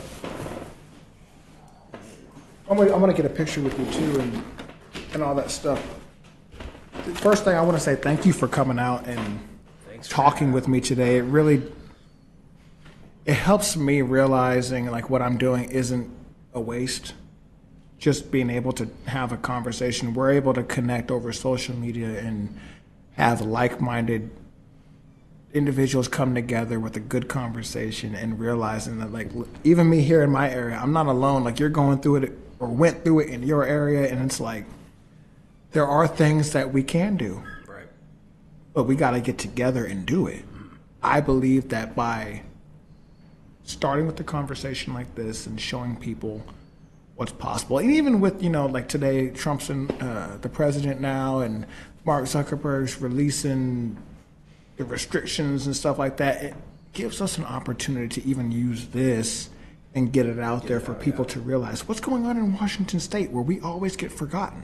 Like, it's just Washington, Oregon, California. It's all California. We get written off. Like, honestly, we really do. So I appreciate being able to talk to you and being like, hey, wake up, ladies and gentlemen.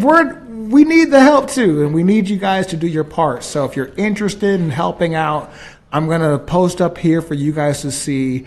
At least this is just going to go for Washington State, but I'm sure your states are the same wherever you guys are. But you go to your state's website, and they will show you what bills are going to be put into session this year and how you can put your voice on the bill. All right, you can either write them or step up and go to a committee meeting, but these are the things that are necessary in order for you to get your voice heard. All right, the protesting and all that isn't going to do much, but if you are not satisfied with how things are going or the current bills or bills that they're about to be pushing, it is your chance right now to step up and make a difference. Because if you don't, you're just accepting all of the craziness to happen. If you at least do your part, at least you can say you tried. Donald J. Trump is one man. A lot of us have a lot of faith in him based on everything he did for us, 8 years ago and everything. And right now we're high on him, right? We love that he's coming in and fixing some things, but he is just one individual, and one cabinet can only do so much, But it takes the American people to make these changes. It does, and that means looking up to your. Thank you. You need to look up in Washington, all over the country. You need to look up who your state legislators are. Yeah, because they do.